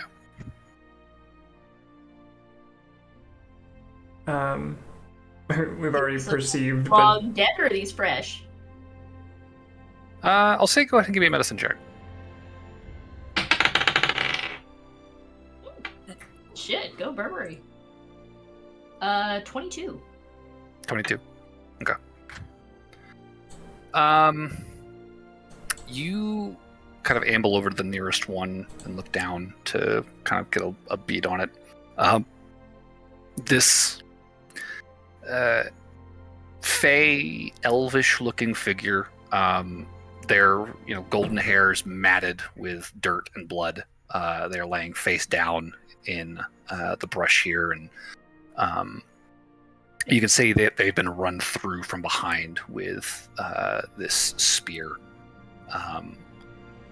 The blood on their clothes is a dark brown at this point. Their skin is pale and gaunt. There is a withered, kind of waxy look to these bodies. The eyes sunken and glassy. These guys look like they've been here for a while. Long enough that some of the brush is sort of starting to kind of grow over them. But not enough of it to fully obscure their numbers or the shape of their forms as they lay here. Well, there's no need to check for survivors, I don't think. They've been here for a bit. I think as you're sort of inspecting this battlefield, Uldren and Chiron and Endymion, all of you kind of looking around. One faction of this battlefield you don't recognize. They're wearing this black and yellow patterned emblazon on their tabards. But the other half of this battlefield.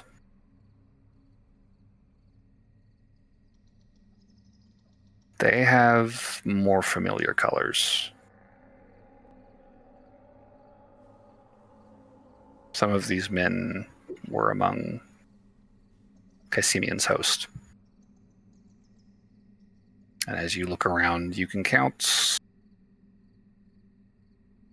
15 or so. What are the kids' reactions? Endymion's kind of looking at everything very wide-eyed. He hasn't moved, but he's just kind of taking it all in.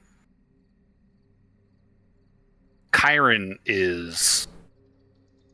He's poking around. He's like walked up and is like looking at faces and kind of jostling some of the weaponry that's like gouged into the ground, checking helmets and like looking at some of the enemy combatants, giving them a kick as he moves past them.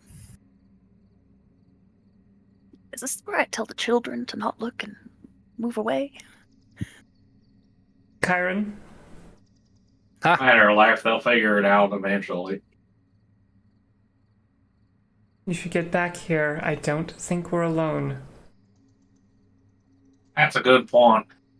I think they're all dead. No, there's other people watching us. Come here. Something's here with us. Endymion Damn. like definitely shrinks closer to you. Chiron will kind of like start looking around. He'll do a perception check. And as he comes back, he whispers, but loudly, I don't see anybody. Are you sure? Pretty positive. DM, Yep. could I fly up into the air to get a better vantage point to maybe find what these things are stalking us? Yeah, if you want to take off. Alright. Barnaby clicks his heels and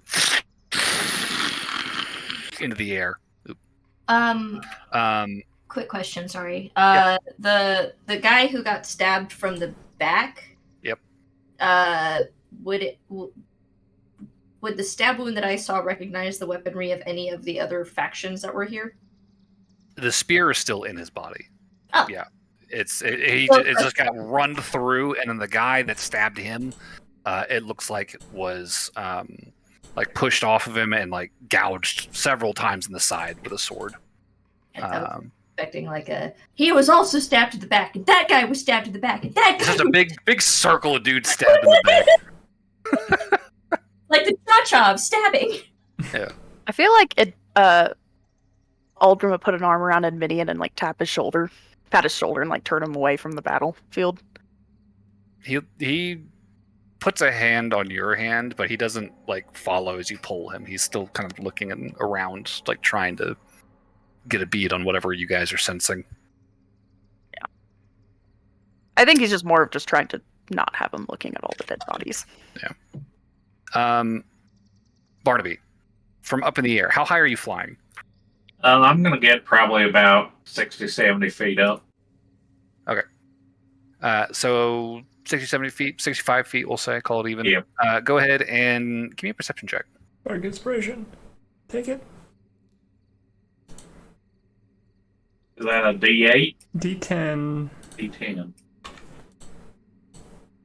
Oof, that's going to be a big perception. That is a 32. Jesus. Dang. 32. You see everything. 19 plus 3 plus 9. Damn.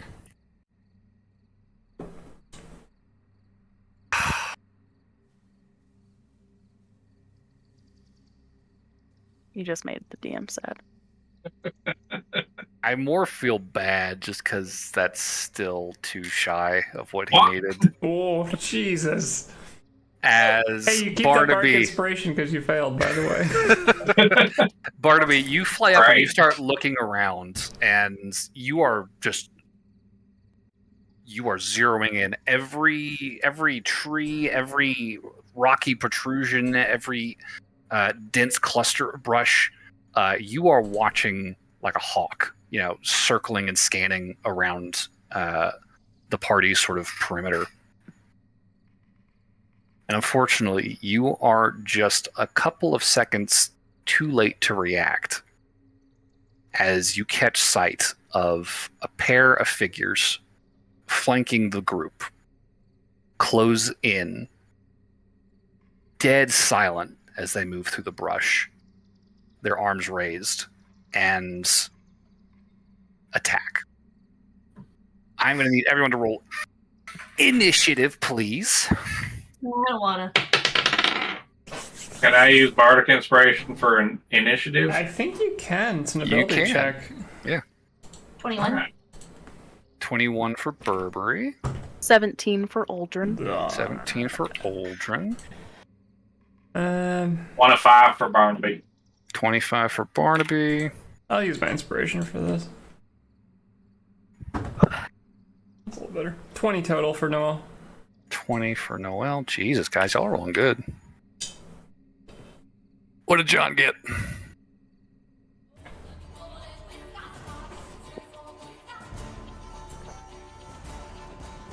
Sorry, I missed it. Which one were we rolling? Initiative. English. Are in combat. That's a 22. 22. Okay.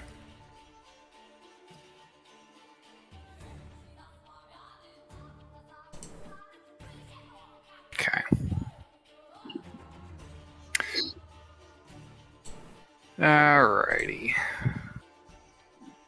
So,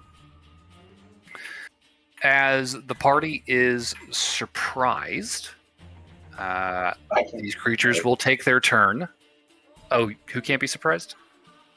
John can't. Interesting. Oh, that's because of the barbarian thing, right? Yeah. Okay. Then what is it? Do you have to like rage immediately to do that? Yeah, I have to immediately go into range. Okay. So then, John. Oh, what the hell? That didn't work. You are going to turn and see this pair of figures. They are. First off, they are hideous. Humanoid figures made of this like dead, rotting plant matter. Their bodies are sort of covered in these tendrils of rotten vines. The heads and faces are somewhat elvish, but the eyes are really deeply sunken, borderline skeletal, with like these rings of gold for irises. These short, kind of upturned skeletal noses, massive, unhinged mouths, ringed with these needle-like, thorn, almost like teeth, and a multitude of barbed tongues, this sort of gnarly green, kind of lashing around the ring of their mouth. And out of the back of their heads is this tangle of dead, blackened, barbed branches. At a glance, some maybe a dryad kind of a thing, but this is a horrible abomination of a dryad, if you've ever heard of one. There is one on either side of the party. I am doing my best to get a token set up in tabletop for visual reference.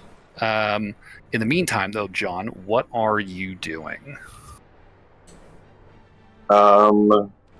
Let's see. There's only 2 of them. There are 2 of them, yes.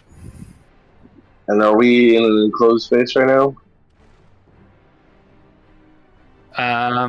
No, you guys are out in the open in the forest. Okay, for some reason I thought we were inside. Okay, so Johnny is going to activate Giant Smite. Okay. Okay, that also a bonus action. We're just going to have to do a little token, guys, for it. Okay, so Giant Smite, so John is going to be large. Hang on, I'm trying to find out if that's a bonus action. That is a bonus action, so I already used my bonus action, so I can't do that. Okay. So instead, I am going to attack the. So you said they're flanking us, one on either side? Yeah, there's one rushing at you and one rushing at Aldrin. Okay, I'll just go to the one rushing.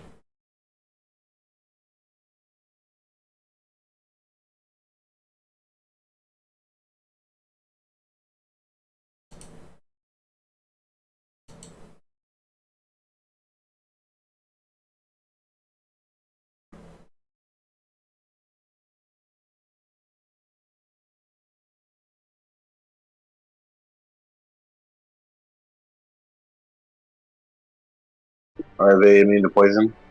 They are immune to poison. Okay, so then it's just the 1d8 plus 6. So. And I rolled max. So that 8 plus 6, so that's 14. 14. Okay, And then I'm going to extra attack. do it.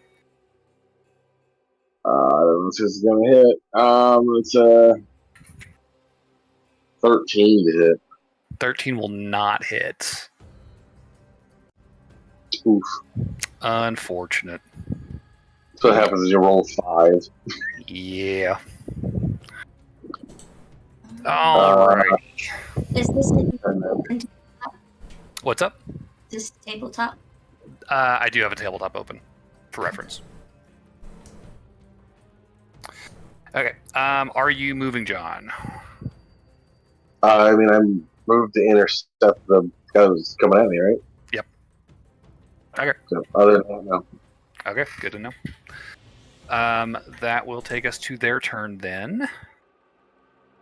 And the two creatures are going to doop doop doop doop doop doop.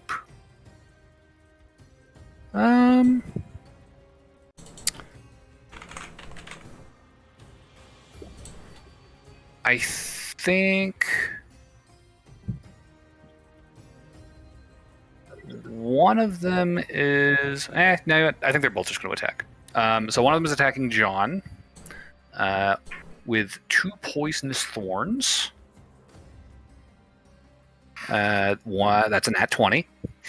Silvery barbs. That's why I put what? Okay. And a 17 plus 8, so 25.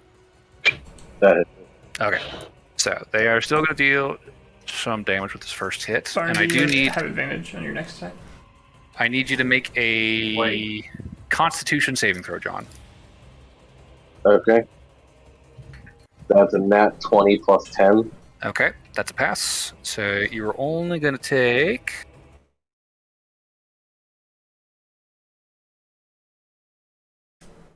Yeah, it's not being nice tonight.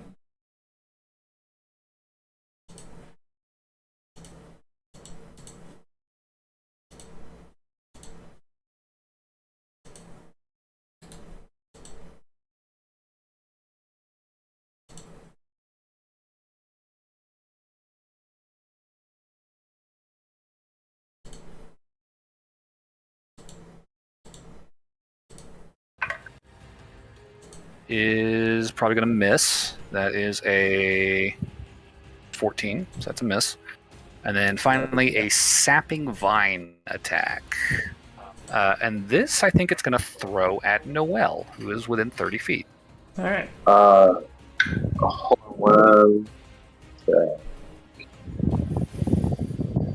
I'm just trying to see if my sentinel goes off.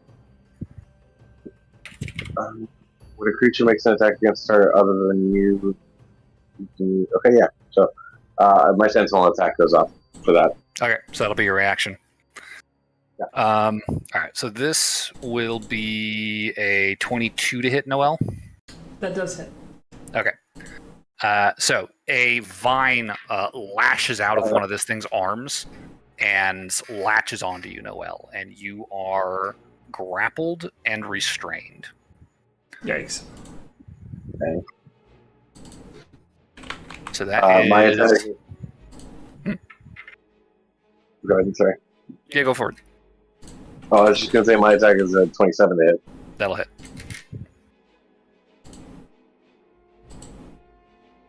And that is 12 damage. And its Well. movement speed is now 0. Okay. So 6. All right. That is going to be that one's turn. The one coming at Aldrin is going to come at Aldrin. So 2 poisonous thorns. That's a miss.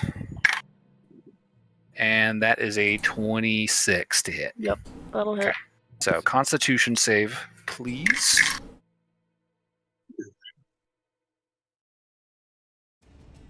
$16. 16. That is a failure. Okay, so you are going to take 1, 2, 3, 6, 9 piercing damage. And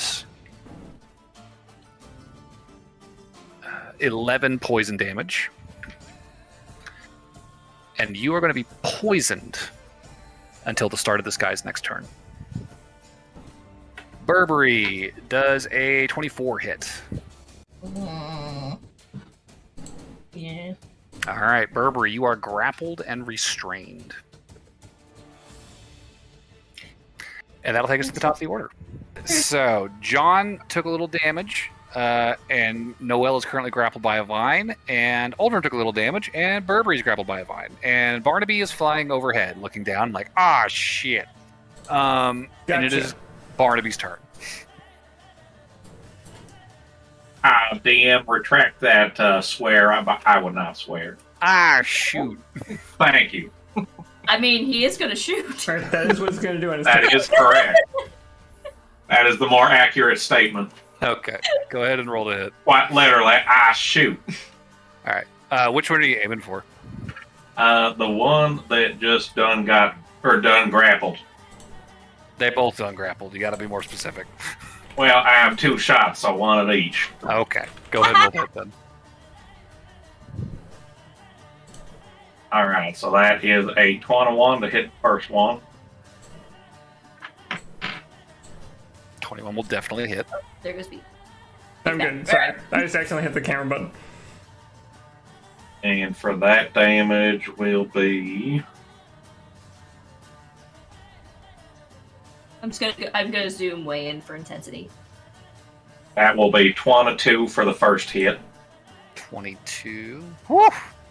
Big damage. So that's 48. I'm using sharpshooter, and I'm taking into account my minus and all that. Ooh. Barnaby's got a sharpshooter now.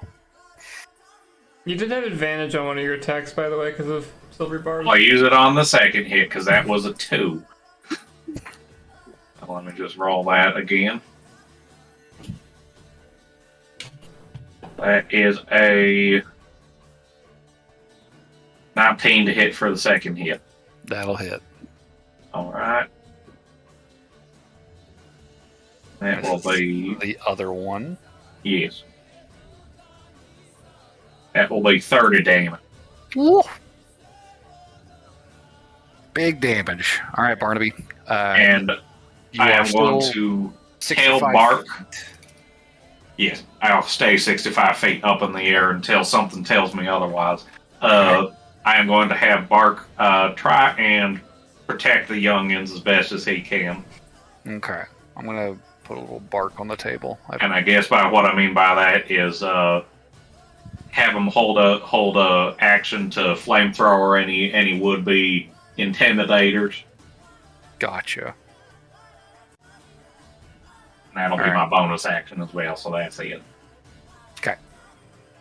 So Bark is lingering in the middle there, ready to flamethrower. That will take us to John. Okay, so let's see. So there's the one that's standing right in front of me that's grappling well. Yes.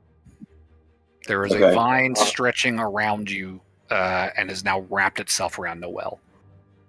Okay, I'd like the bonus action Giant's Might. Okay. And then I will just go ahead and attack the creature in front of me. Okay. Let's see here. That is non-natural 20 to hit. That will hit. And then as part of Giant Smite,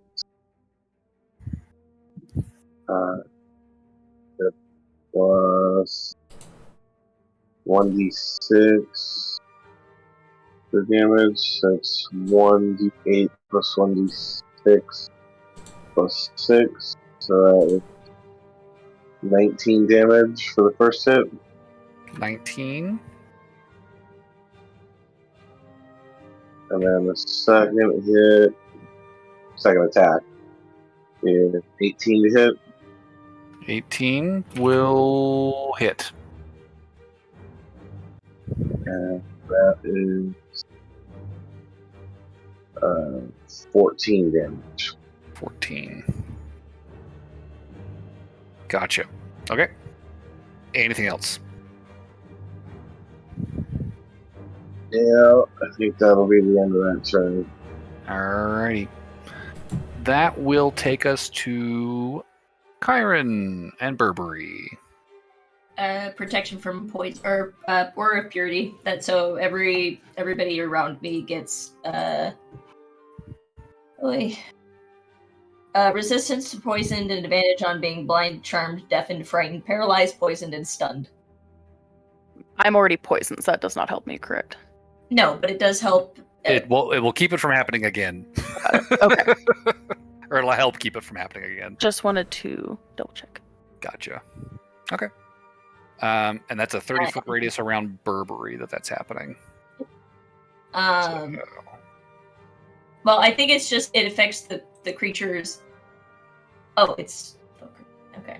It follows you or something like that. But yeah, no. So according to whatever plant said that you were poisoned, it said it was going to end on its next turn. Right. Yes, it ends at the beginning of the creature's next turn. Yeah. So it'll wait to happen again. Okay. Anything else from Burberry since you are restrained and cannot move? I used my action, so no. Okay. That'll take us to Kyron then, who is going to teleport away. We're gonna go 1, 2, 3, 4, 5, 6. And we're gonna say he's gonna scamper this way behind a tree. And he's gonna hide.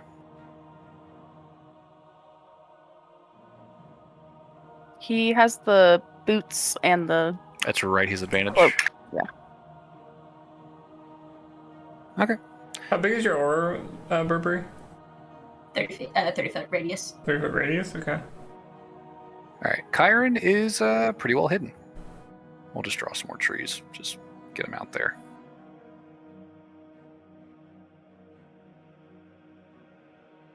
Damn, that's big. Yeah, The redwoods. Redwoods are huge. Big fat trees No, out there. the radius I was talking about. Oh, gotcha. That's the fine. trees are big too. Never mind. Trees Thank you. The trees aren't that big. No, they're big. They're big, I swear. That is all Kyron's going to do on his turn. Noel, it is your turn. How's the tree guy that's got me grappled looking? Not bad. He's taken some damage, but he's still looking pretty hale. Okay. And he's got you wrapped up in this thorny vine. Speaking of which, actually, since it is your turn now, you feel the vine pulse. You feel barbed spines gouging into your skin through your clothes and your armor, and you are going to take fucking 6 necrotic damage. No. Look, Owie. What? not to do myself. Oh, that's right. You were also restrained. Yeah. Burberry, you will take 7 necrotic damage. Aldrin's no longer poisoned. It's not his turn yet. Oh, I thought it was the No, creature's turn. The damage is happening at the beginning of the grappled creature's turn. So, Burberry and Noelle took the damage at the beginning of their turns. Wait, so when does the poison go away? At the beginning of my At the turn? beginning of the creature's turn, or of the dryad thing's turn. Isn't that the beginning? No, it's Noelle's turn currently. It goes after me, I think. Got it. Okay. Aldrin comes after Noelle. Okay. I'm gonna look over to the one that's got me grappled. I'm gonna say, unhand me. And I I'm am going a to lady! use unsettling words. It does not have to be able to understand me, I just have to be able to see it. And I'm gonna cast polymorph on it. Ooh. Okay. So he needs to make a wisdom save. Minus, so wisdom save. You will deduct 8. Okay. Good thing he has advantage, because he's resistant to magic. Oh, wow. A 7? That was with. And a 19 minus 8. So 11. Alright, he is now a little turtle. Turtle. And the grapple drops. Alright, now I was going to run over. I'm not clicking on my character. I'm gonna run over here. I'm gonna scoop up the turtle.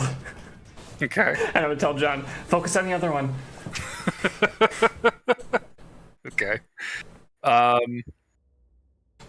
Just for fucking shits and giggles, go ahead and roll an athletics check for me as you grapple the turtle.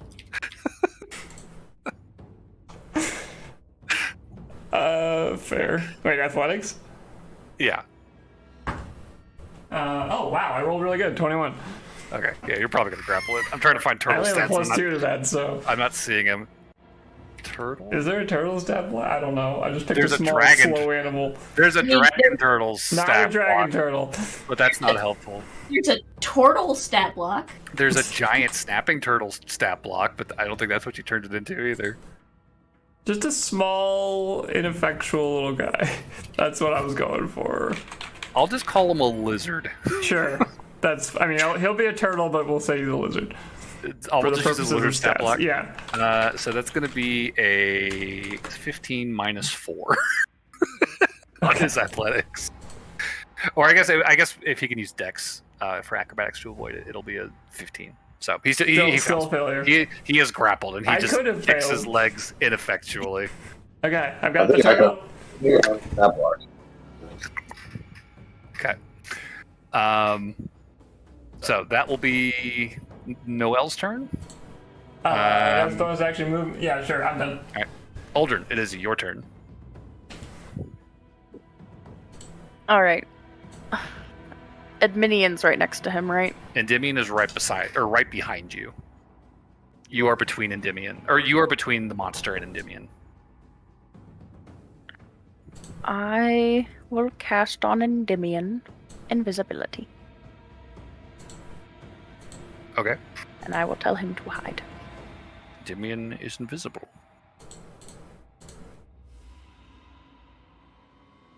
And then I will do Oh, the turtle Clark found works pretty well. I will curse the one in front of me. Hexblade's curse. Yep. Okay. So Hexblade's curse is active. Anything else on your turn, Aldrin? I don't think I can do anything else because I just casted a spell. Okay. Oh no. Then, if that is your turn, that'll take us to the first of the dryads, who is currently a turtle. It's going to bite you, Noelle. Oh, now you're shell. Now you're not poisoned. Yeah, now Aldrin's not poisoned. All right. So he rolls a 16 plus 0, so 16. Does that hit? That does not. Did you So say the he's stat just- block Clark's he's- got for the turtle? Did you see the stat block that I posted? It's from Pathfinder. So. Oh. That's literally the well, it's not literally the lizard, but the stats are pretty close. That should work fine. Yeah. He like cranes his neck trying to bite, and you can just see him working the jaws, and just can't get back to a finger. No. Oh, don't start that. Next up is Endymion, who is invisible, and he's going to take the hide action and skedoodle. You do not see where he goes. And the remaining Dryad is going to continue attacking Uldren. That is a miss. That is another miss. God, that's garbage. He's going to try and grapple you. Or no, actually, I think he's going to try and... How far is it? 1, 2, 3, 4, 5, 6. I think he's going to pivot around you, Uldren, next to Burberry, and lash out whoosh, a vine towards Noel, who has his compatriot. What do you mean? Noel doesn't have his compatriot. Noel has a turtle. Wait. Noel does a 24 hit. Silvery barbs. You motherfucker. Does a 26 hit. God damn it. Silver barbs doesn't work anymore. Yeah, you got me. All right. You should throw the turtle at his compatriot, then you'll do damage to both of them. I don't know if it's good. It's just a turtle. I'm just protecting a turtle, dude. What are you doing? That's going to be 13 piercing damage. Ow. I don't think he liked my maneuver. That is 10 poison damage, halved because of the resistance, so 5 poison damage. Thank you, Burberry. And then I need a Constitution saving throw from you with advantage, because this is to avoid being poisoned. Okay, so I actually 13. can keep doing silvery barbs. So Wait, with advantage? You what? I can still do silvery barbs. I didn't realize that. Oh, as a reaction, yeah. 13? I thought it was like a one and done. 13 total? Yeah. With advantage? Yep. I rolled a That- 9 and a 12. Damn. That is a failure. You are poisoned until this creature's next turn. Okay. Barnaby. Wait, I gotta Is make a concentration check. Oh, that's right. You took some damage. Is it one check or multiple for the poison thing? No, you took one attack, so one check. Against 10? It would be, what was it, 13 plus 5, 18? So yeah, 10. To 10, okay. DC 10. Oh, God.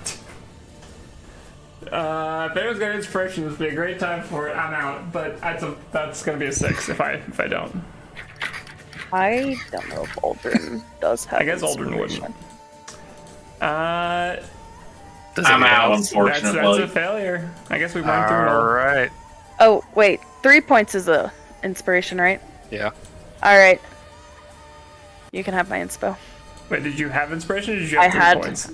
I had 3 points. You can't trade the points in mid-session. That's one of the Well, rules. no. If it's so with that counter I made, if you're at 3, you spend the 3.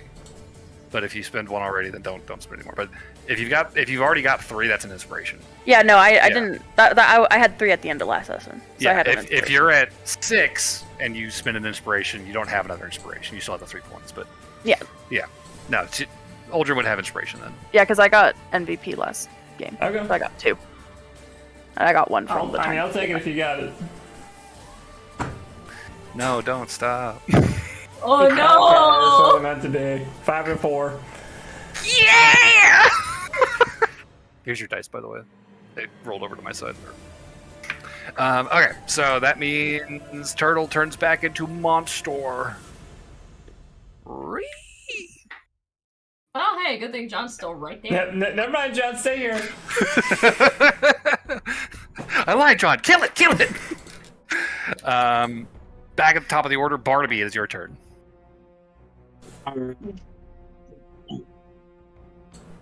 That black one in the live stream, is that one of them enemies? No. Okay. Kill it. Don't kill them. That's Fuck, the children. That's the children. I don't know what all the symbols mean, I alright? really need my glasses. Green is kill green. Kill green. I was kill green, got it. Alright. I lift up my visor. Oh yeah, that's a lot more obvious now. The grassy one. No. It's. But think of it this way: Bark hasn't died yet this fight. There's a red one. That's the evil one. Must kill Buck. Will he actually survive a combat? That's the question. Yeah, I'll shoot at the green one then, the closest to me. Okay, there's one by Noel and one by Uldren. And I'll do Uldren and Burberry one. all right. Thank you. Roll for a hit. That is going to be Oh. I to pick up the book. 1 and 2. 22 will hit.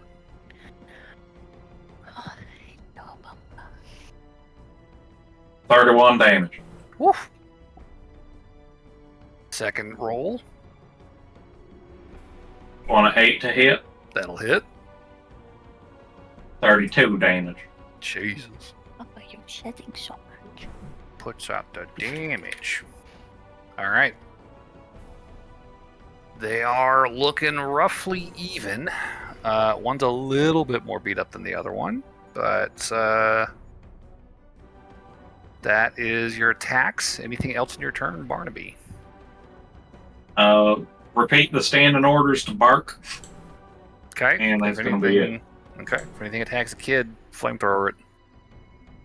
Yep. That'll be Barnaby's turn. John, it is your turn. Alright. I'm going to attack the thing that just popped back from a turtle. Go for it. Okay. Ooh, I don't know if this one's gonna hit him. That's a 15. 15 will not hit. I use my extra attack. Okay, that one's definitely hitting. That's 19. 19 will hit. Okay, this time when I hit, I activate my fire room. Okay. Good Does that do call. anything aside from extra damage? Yes. So on hit, target takes 2d6 fire damage and makes a strength saving throw. If they Strength fail saving the strength saving throw, they are restrained for 1 minute and take 2d6 fire damage at the start of each of its turn. Okay. They get to repeat the saving throw at the end of each of their turn. So strength save. I don't know what the strength save is against, though. I would assume giant The Rune Carver. rune Fire. carver runes DC equals to 8 plus proficiency plus constitution modifier. So proficiency is 4 and con is +5. So 8 plus 9 is 17. 17. Okay. And then fire rune says the rune's magic channels magical craftsmanship of greatsmiths. The dryad has magic resistance, which gives it advantage on saving throws against spells and other magical effects, which I think this says it's magic. I would assume this is a magical effect. So he's going to have advantage on this. But he don't got strength proficiency, so we'll see what happens.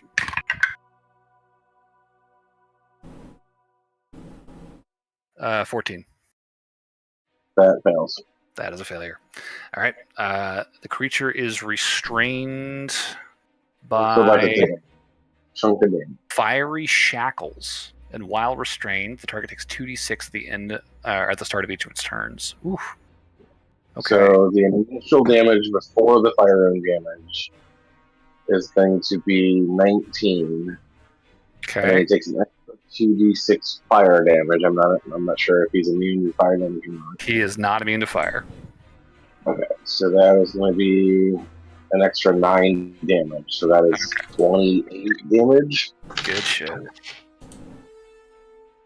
And he is restrained and takes 2d6 fire damage at the start of each of his turns. And he gets to repeat saving throw at the end of each of his turns. At the end? Okay. Good to know. That will bring us to Kyron, who is hiding and has a crossbow. No. And just watched as a bramble man turned back into a person next to Noelle, who was holding it. So he's going to take a shot at it.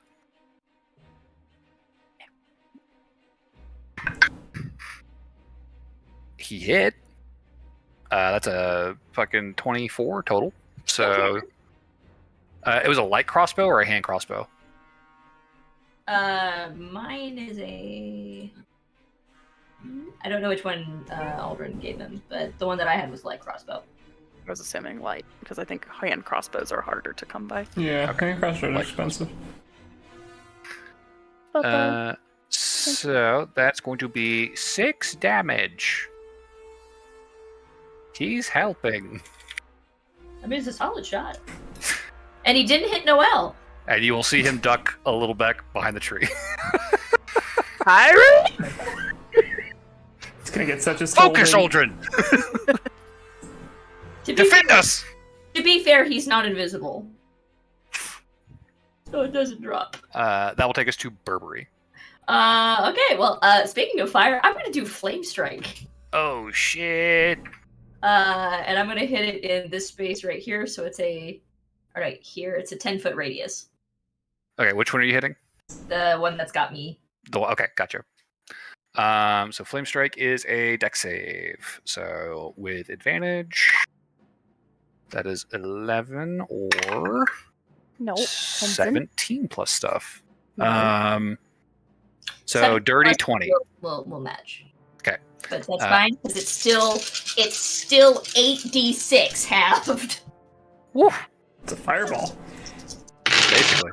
It just is one level higher, which is a downer. Oh my god, I rolled 3 1s! Ooh! No, that sucks. Oh, it gets better. It's 3 1s and 2 2s. Cat, what is wrong with your dice? Your dice hate you. I hope those What last have you 3 done? made up for the 7 points there. Okay, so That's an owie. What did you do to those so it dice? takes 11 points of radiant / 11 after halved? fire. Yeah. Okay. Just give her the full damage. That was sad enough as it was. No. My monster made his save. So 11 damage. So he's at 104 damage total. The good news, though, Burberry, is that with the Flame Strike, you watch as the vine restraining you catches on fire and crumbles into ash. Oh wait, that means I can move. Yes, but because I forgot to do it at the beginning of your turn, I get it. you are going to take 16 necrotic damage. Woo! That was much better than the Woo! Nat 20 for maintaining purity. Good job. So yes, you can move now if you choose. Sorry, how much damage did you say? 16 total. Hold on. Okay. Doing math. I feel like if I move away, this thing's just gonna try and grapple me again. I mean, it might. That's a yes. You never know. Let's stay here. Okay. Fair enough. Do it. That'll take us to Noelle. All right. These guys still looking pretty solid, or is this one in front of me? He's locked down. He is restrained by fiery shackles. He cannot move. He's looking rougher. The fire is beginning to kind of char at the wooden exterior of this creature's body. It's starting to kind of crackle and sizzle. Still very lively, but definitely looking like he's taken some pretty big hits I'm at still this point. poisoned too, correct? Yes. Until their next turn. Until the beginning of its next turn. Yeah. Okay. Or no, the beginning of the one that attacked you, which was the one by Burberry. It like launched a thorn. All right, let's try to turtleify the other one then. Okay. Just to keep one of these guys locked down so we can deal with them one at a time. I will unsettling words again. Son of a bitch. Okay. Fuck you. That's a -2 this time, so you could probably save it. He might save. We'll see. And then wisdom save Correct. with advantage. That is a 5. That's bad. And that is a 15, which is not as bad. So 15 plus 3, 18, and then -2, 16. DC 18. That is a failure. Now he A has a turtle. second turtle appear. It dropped to the ground, cursed by Aldrin's Hexblade's curse. You're like, you could have not been a turtle. I can only maintain one turtle at a time. You want If my I- attention, do you? If I attack it, can I still use the hex stuff, or like will it bleed Oh, over? right, sorry, I'm fucking things up. But if you attack him, it's bad. It'll bleed into his damage. Yeah, Or no, it'll drain the turtle's HP before it gets to him. But And it'll what's carry the turtle's over. HP? like probably a D4. small. Itty bitty. Okay, sorry, I just have it hex cursed. no, so I'm it's just fine. like It'll last long enough that it's a minute for Hexblade's curse, right? I mean, you could always attack the other one, but then you might take an opportunity or attack up opportunity from a turtle. Yeah, I guess.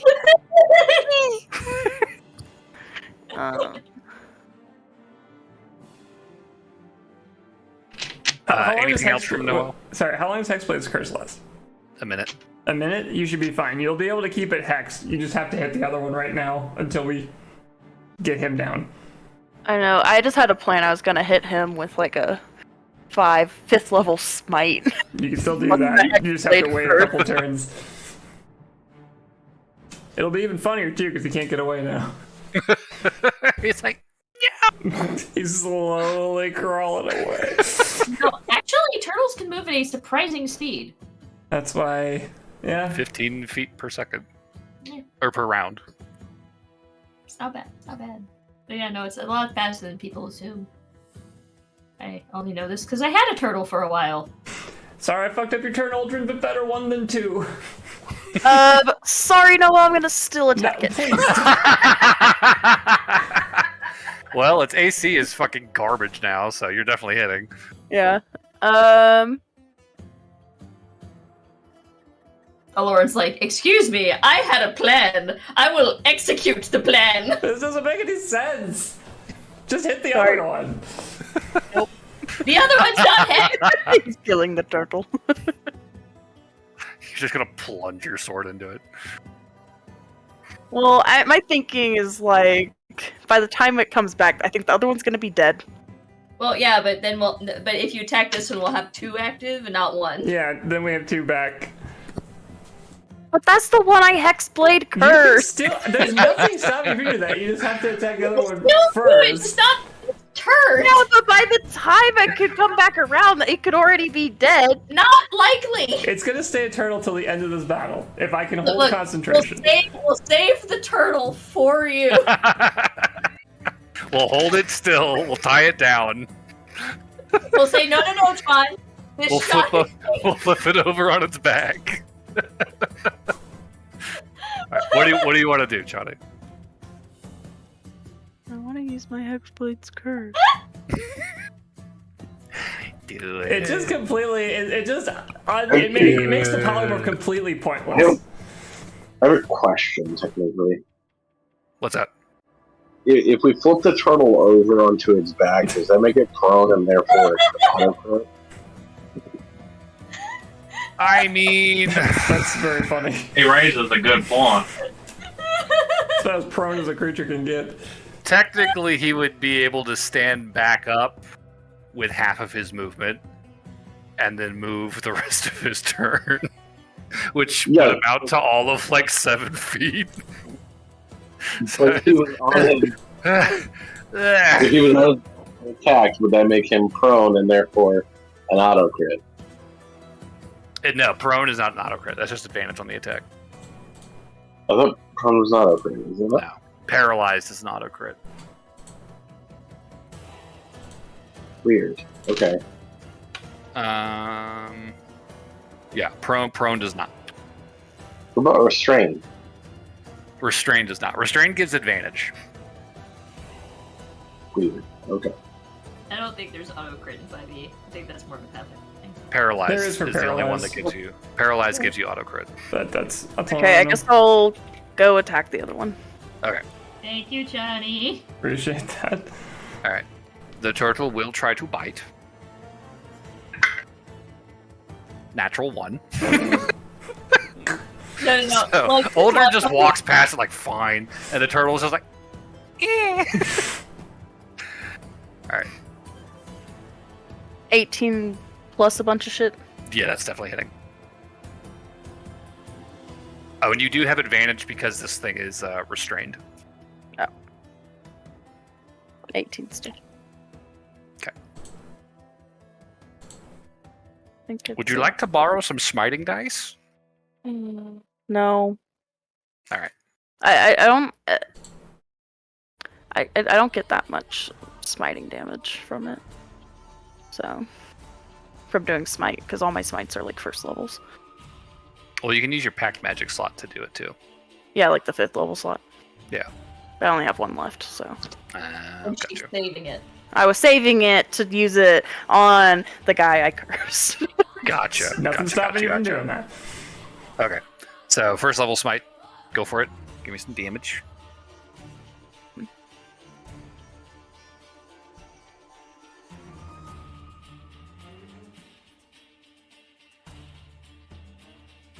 I guess, yeah, I'll just do a divine smite.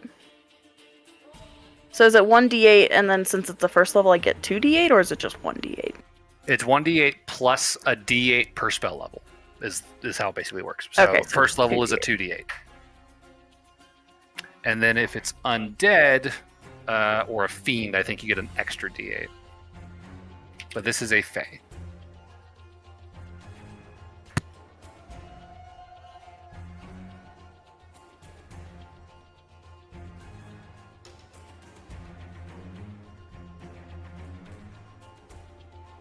$21 damage. 21. Okay. And then I hit him again. Go for it. Oh, wait.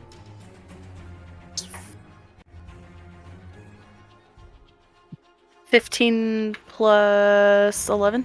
Yeah, that hits. And I guess I'll just use the other first level. Okay.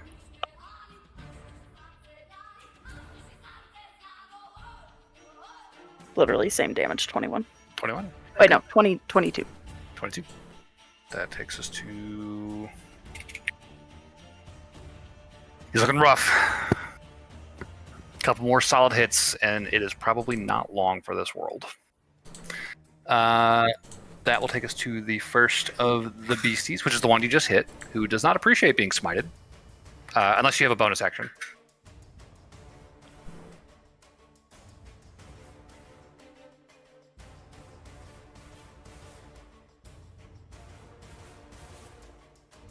It says I can do Relentless Hex. Bonus action can teleport within 5 feet of a target. You can see that you've hexed or cursed. Yeah, so you can teleport back to the turtle. Yeah, I'm going back to the turtle. You just like gently put a foot on his shell's like, you're not going anywhere, buddy. Yeah, nope. I kill you. Okay. So the one next to John and Noelle, it is going to take a swing at Noelle with its poisonous thorns. And I believe it has disadvantage because it is restrained now.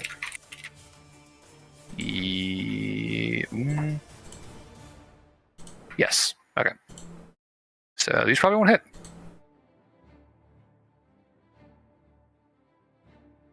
Okay. 19 on Noel. Silver Does that hit? barbs. Son of a bitch. 21. No, 23. Yeah, it hits. Ah! Constitution saving throw, please. With advantage. That's gonna save 20 total. 20. Yeah, that's a success. So it's going to be 18 piercing damage. And 8 divided by 2 for resistance, so 4 poison damage. So 11 save for concentration? Yep. That saves. Okay, 16. Okay. Second attack. That's a 6. That's probably not going to hit. Oh, that's definitely not. That's a 3 plus dried stuff. So that's a miss. Good. And then we will lash. Gonna miss. Yeah, does a 15 hit? Does not. Okay. So a couple of poisonous barbs and a lash of vines fly out at you. One of the barbs finds purchase, the others miss. And then this thing also takes the 2d6 fire damage on his turn, I believe.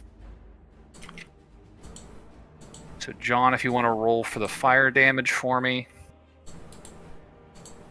And then at the end of its turn, it gets to try and break the restraint again.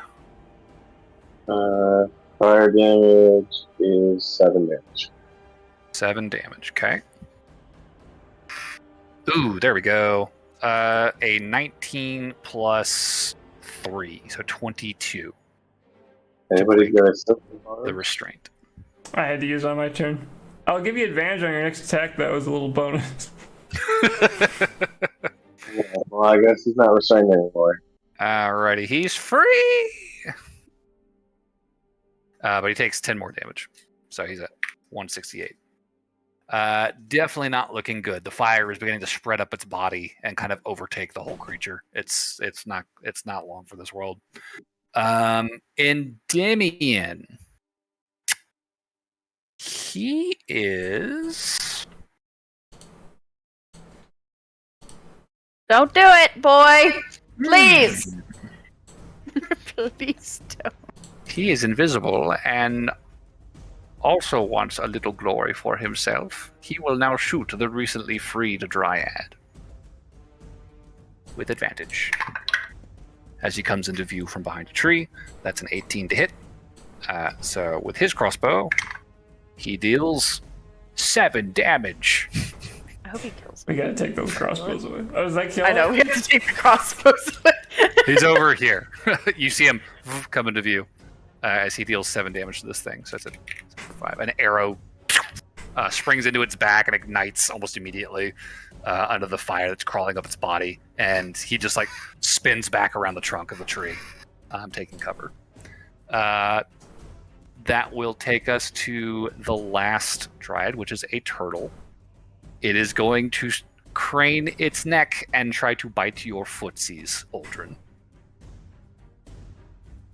Does a 13 hit? No. Clink. It's just kicking its feet desperately and straining and just can't do anything because it's a I'm going to fucking feel bad turtle. killing you while you're like this. You're quite cute. Don't Barnaby, it's believe your his turn. lies.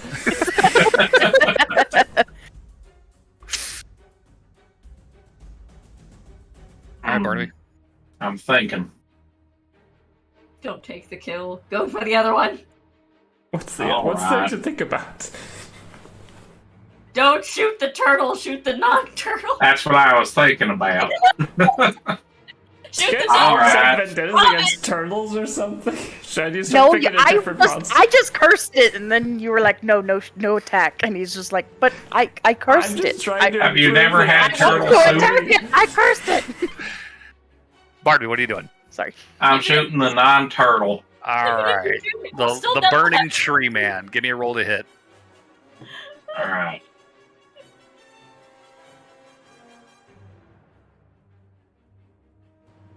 You can do it, Barnaby. 17. 17. Just hits. Give me some damage.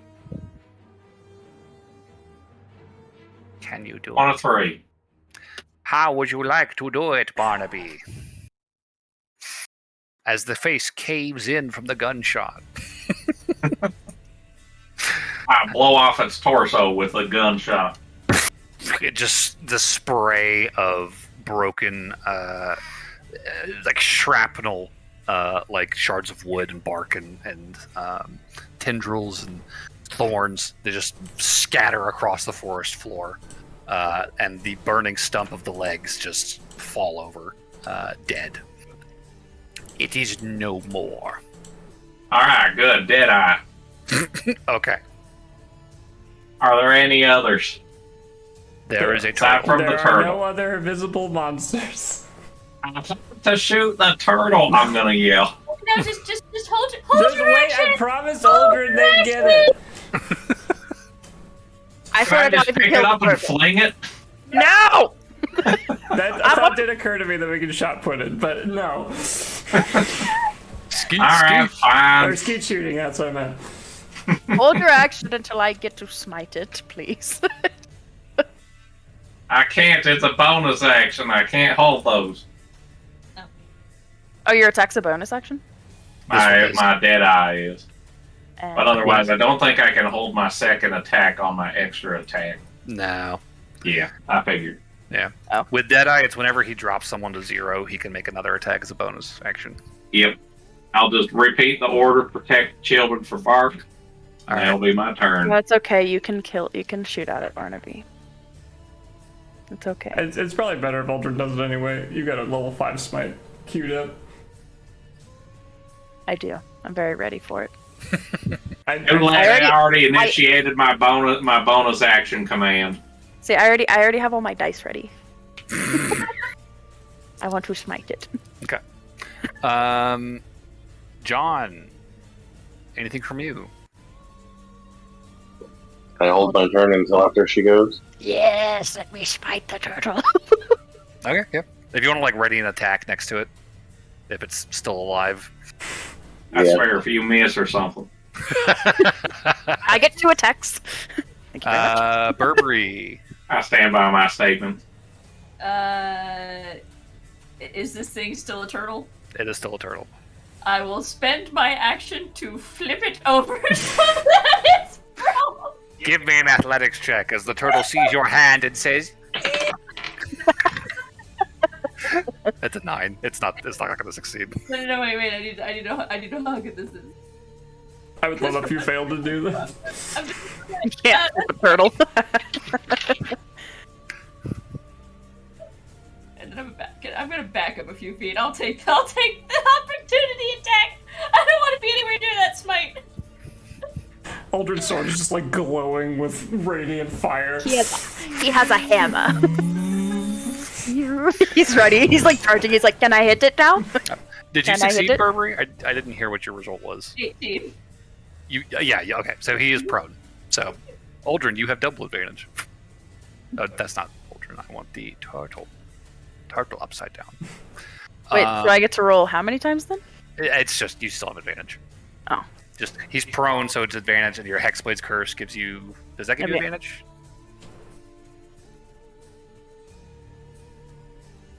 I don't remember if that gives you advantage. No, it does not. Oh, okay. Well, you have advantage now, so there you go. Just imagine a turtle with like glowing purple mist around it. Byron, don't you dare shoot the turtle! I want to kill it! Kyron comes out from behind the tree, is like, wait, are we done? Is it over? Wait, not yet. Go behind the tree. I want to watch. Fine. He's just like holding his hammer up, just charging Don't it get like. too close, it's gonna turn back into an elemental if it doesn't get killed. Noel, anything from you? I'll just scooch over here-ish so I get a good angle on the action. Okay. That brings us to Aldrin. Yay! Smitey! Roll to hit with advantage. Well, the first attack misses. Damn, really? What'd you Yup. get? 4 and a 1. What's Plus your stuff, right? It would be a 12 and a That'll- 15. That'll hit it. Oh, it will? It's a It's a turtle fucking shot. turtle. It's got an AC of like 8. Okay, I Divine Smite Turtle then. Okay. Ooh, there's 8s and 6s. That's good. Ooh, We like those. there's 2 8s and a 6, so 16 plus 6 5 plus 4.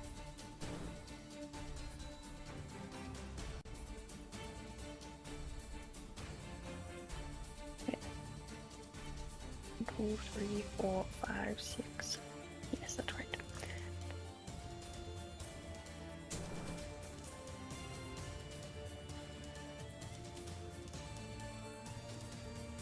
Okay.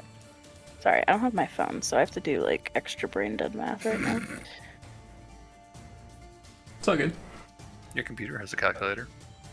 I don't know where that's at. It's literally in the start menu. Type calculator in the search bar. Do you want to read it off and then I'll calculate it for you?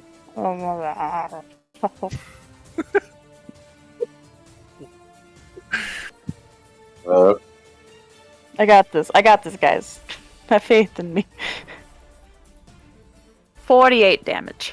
48. Good damage. All right. So the turtle takes 2 of it. And then the creature, which returns as it grows out of the turtle's form, will take the remaining 46.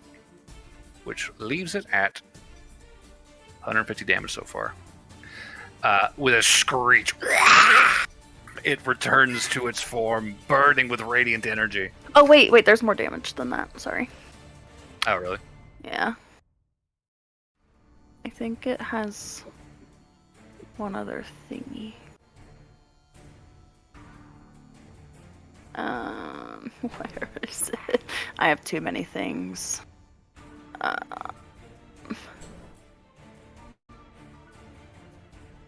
So Sunforger gives you the +2 on attacks and damage. Is that in there?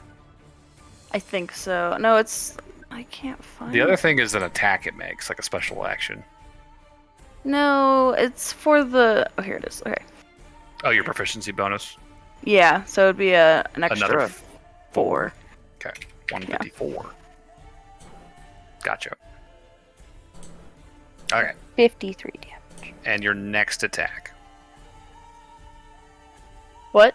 I said you get a second attack, I failed my... Oh, that's right. I forgot that. I thought I failed it. and he is prone still, technically. Yay. Well, you should have gone with the turtle that Clark posted. That has an AC of 17. I was just going with the lizard. So I rolled a 19, which I Oh. believe is a crit. That is a crit. And I'm going to use my last spell slot Do it. to make it... Another 4d8. smite. Yeah.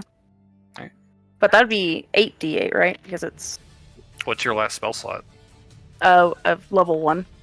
So 2 doubled to 4 from So- the smite, 4, and then... and then whatever the Sunforger gives you. Okay, and I think that's 1d8. Okay, cool. Yeah. So 68 total. Plus older numbers. 15, 19... Plus 9, damn. 34 damage. 34. Do I kill it? That takes it to 188. You do, in fact, Yes! by 1 damage. So how do you want to do it? I'm just smiting the fuck out of it. And you just watch as this radiant light Yeah. blast outward from the point of contact into the air. These beams of white light searing into the creature. And when you pull the hammer back, straightening yourself up, you see it just like laying on the ground with a fucking crater smashed through its chest into the ground beneath it. The eyes, burning yellow, begin to fade, and the body rigidly begins to lock up. He'll toss a little wink at Noelle. Thanks for waiting. I killed it. You see that? Yeah. I appreciate the restraint, Aldrin. It was difficult, I won't lie. You I were really really sweating. I like to imagine there's just a permanent turtle shell imprint in the ground now. Like under the creature. Yeah, where it dissolved. Alright, children, you can come out now. We've been right here this whole time. they both walked up to watch. Crossbows. He holds out his hand. Oh, right. We actually need arrows for these. Like more arrows. What were you shooting? The two we had. It's not pine cones. Crossbows. Hand them over. What? Why? I told you not to shoot them. We helped. I don't care. I told you not to shoot them, and you did exactly what I said not to do. Give me the crossbows. We were helping. You guys were in trouble. We can't have you two being targets when we're trying to fight things. We were hidden. Yes, And that but if means you they'll want to hit you back. back. Exactly. Thank you. Exactly what Noah said. Oh my god. He just drops the crossbow and walks away. Fine. I'm guessing that's Kyron throwing a little temper tantrum. Yes. What about Endymion? Endymion just very solemnly hands over the crossbow. Just trying to help. Don't you make us feel bad. Try to be like, it's like, I appreciate the help, but like, I can't have y'all get targeted and hurt. I can take damage. I can get hurt. I will be fine. You will not be. And I'd rather see you safe. You guys had it, but fine. But what if somebody else came and we didn't see them, but they saw you because you were hiding, and then they came and attacked you while we weren't? We're dealing with them. Sounds like you weren't watching us very well. Never assume you understand all the circumstances of a battle. You were I had you invisible, so no one could see you. But since you attacked, you became visible again. Kyron was already visible, but he's just holding his hands up. It's like, I'm sorry. It's okay. Oh, pat head. It was a good shot, though. On top of that, since you left a 30-foot radius around me, I was unable to protect you any longer. What was that? I said also, since you fled past the 30 feet around me, I can't protect you any longer. I mean, to be fair, I would prefer them being farther away from us to avoid any AoEs. As long as Yeah. they stay hidden. If they're staying hidden, that's one thing. But if they're attacking, then they could become targets. Yes. And I can't do anything if they're not within 30 feet. Yeah, that's the problem. It's a bug. Minion, I thought we said don't kill random Feywild creatures. Why would you do this? Fucking bug swarm starts chasing them. Nell's gonna pick thorns out of her arm. Wait, what did you roll for? Oh well. No, thank you, Burberry. What There's did a I roll lot for? of them. Yeah, When? like just whenever he was just like, that was a good shot, though. And then you rolled a dice. Oh, don't worry about it.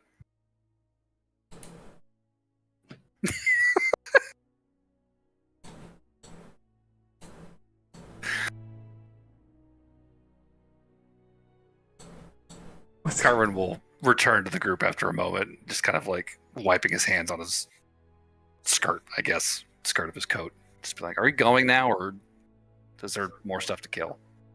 I'll take a look around. Okay. Anything that seems Give me a perception check. scary. Tell you what, it sure is lucky that there aren't just weapons strewn everywhere that can be picked up. I think Perception check on Kyrie. it's a 17 for Noel. Total. Okay, perception check. 17. Yep. Seems quiet still. Oh shit, okay, I rolled pretty good. 23. I will say the unnerving sensation of being watched is no longer there, which might be something. Okay. 23. With a 23, I'll say you don't see anything on his person, but as you watch him, you do notice him very furtively, occasionally, like, glance out at you out of the corner of his eye, just catching you watching him, and then goes back to whatever he was doing, and then looks back. Aldred is just staring fucking daggers at him, like, really just, like, really staring at him, like, nodding his head, like, After like a minute of that, he's like, what? What do you want? What did you grab? I didn't grab anything. Insight Important. check. What did you grab? You were wiping your hands on your coat after I gave you a weapon, and there's weapons everywhere. What did you take?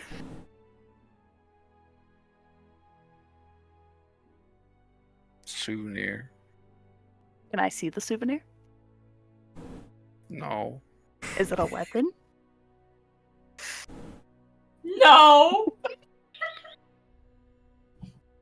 Byron? Not a good one. What is it? Well, he's dead, isn't he? It's not like he can use it. What is it? Show me the. Oh my god, you're the worst! He like flicks his hand, and you watch as like a short sword kind of like flourishes out of nowhere into his hand. He just throws it on the ground and storms off. No, come back here. He's following him. He does not trust him. Have to go grab another weapon. Okay. You're just following him, watching him? Yes. And I feel like, Noel, you get a message from Aldrin. Can you watch Endymion, please? Yeah, I don't think he's gonna do much, but sure. Yeah, he's not super worried, but... I mean, Endymion looks at you, looks at the short sword, looks back at you, sighs. We're just trying to keep you guys safe, Endymion. I know.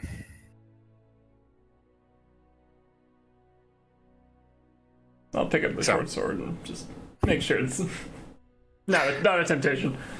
I mean, it's a nice looking short sword. You know, clearly Fae make. Honestly, the structure of the sword reminds you a lot of that Moonblade that you guys found on Feral. Although it lacks that sort of ethereal sheen. Having finished out this encounter, I think we can probably wrap up tonight's session with a fairly quiet night at camp. You guys probably get a good few hours distance from this battlefield and set up your dome, a quiet patch of forest. The brambles by this point have sort of faded away. You're sort of in a drier, brighter portion of the woods now. And the night will pass without incident. We will be picking up next session on the morning of your 5th day in the Feywild. Since you guys entered on the way to the Gatekeepers. I think that night, he'd pull both of the children to the side, and he'd put the crossbows in front of them. And be like, I will give these to you if you swear to not use it unless your life is in peril.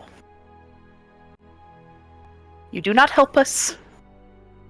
This is just a last resort. I feel like if we're in peril, we should be running instead of trying to fight, but okay. They'll pick up the crossbows. No. You did not swear. I need a swear. A very precise swear. Please. I mean, they look at each other and just... We swear we won't use them unless our life is in danger.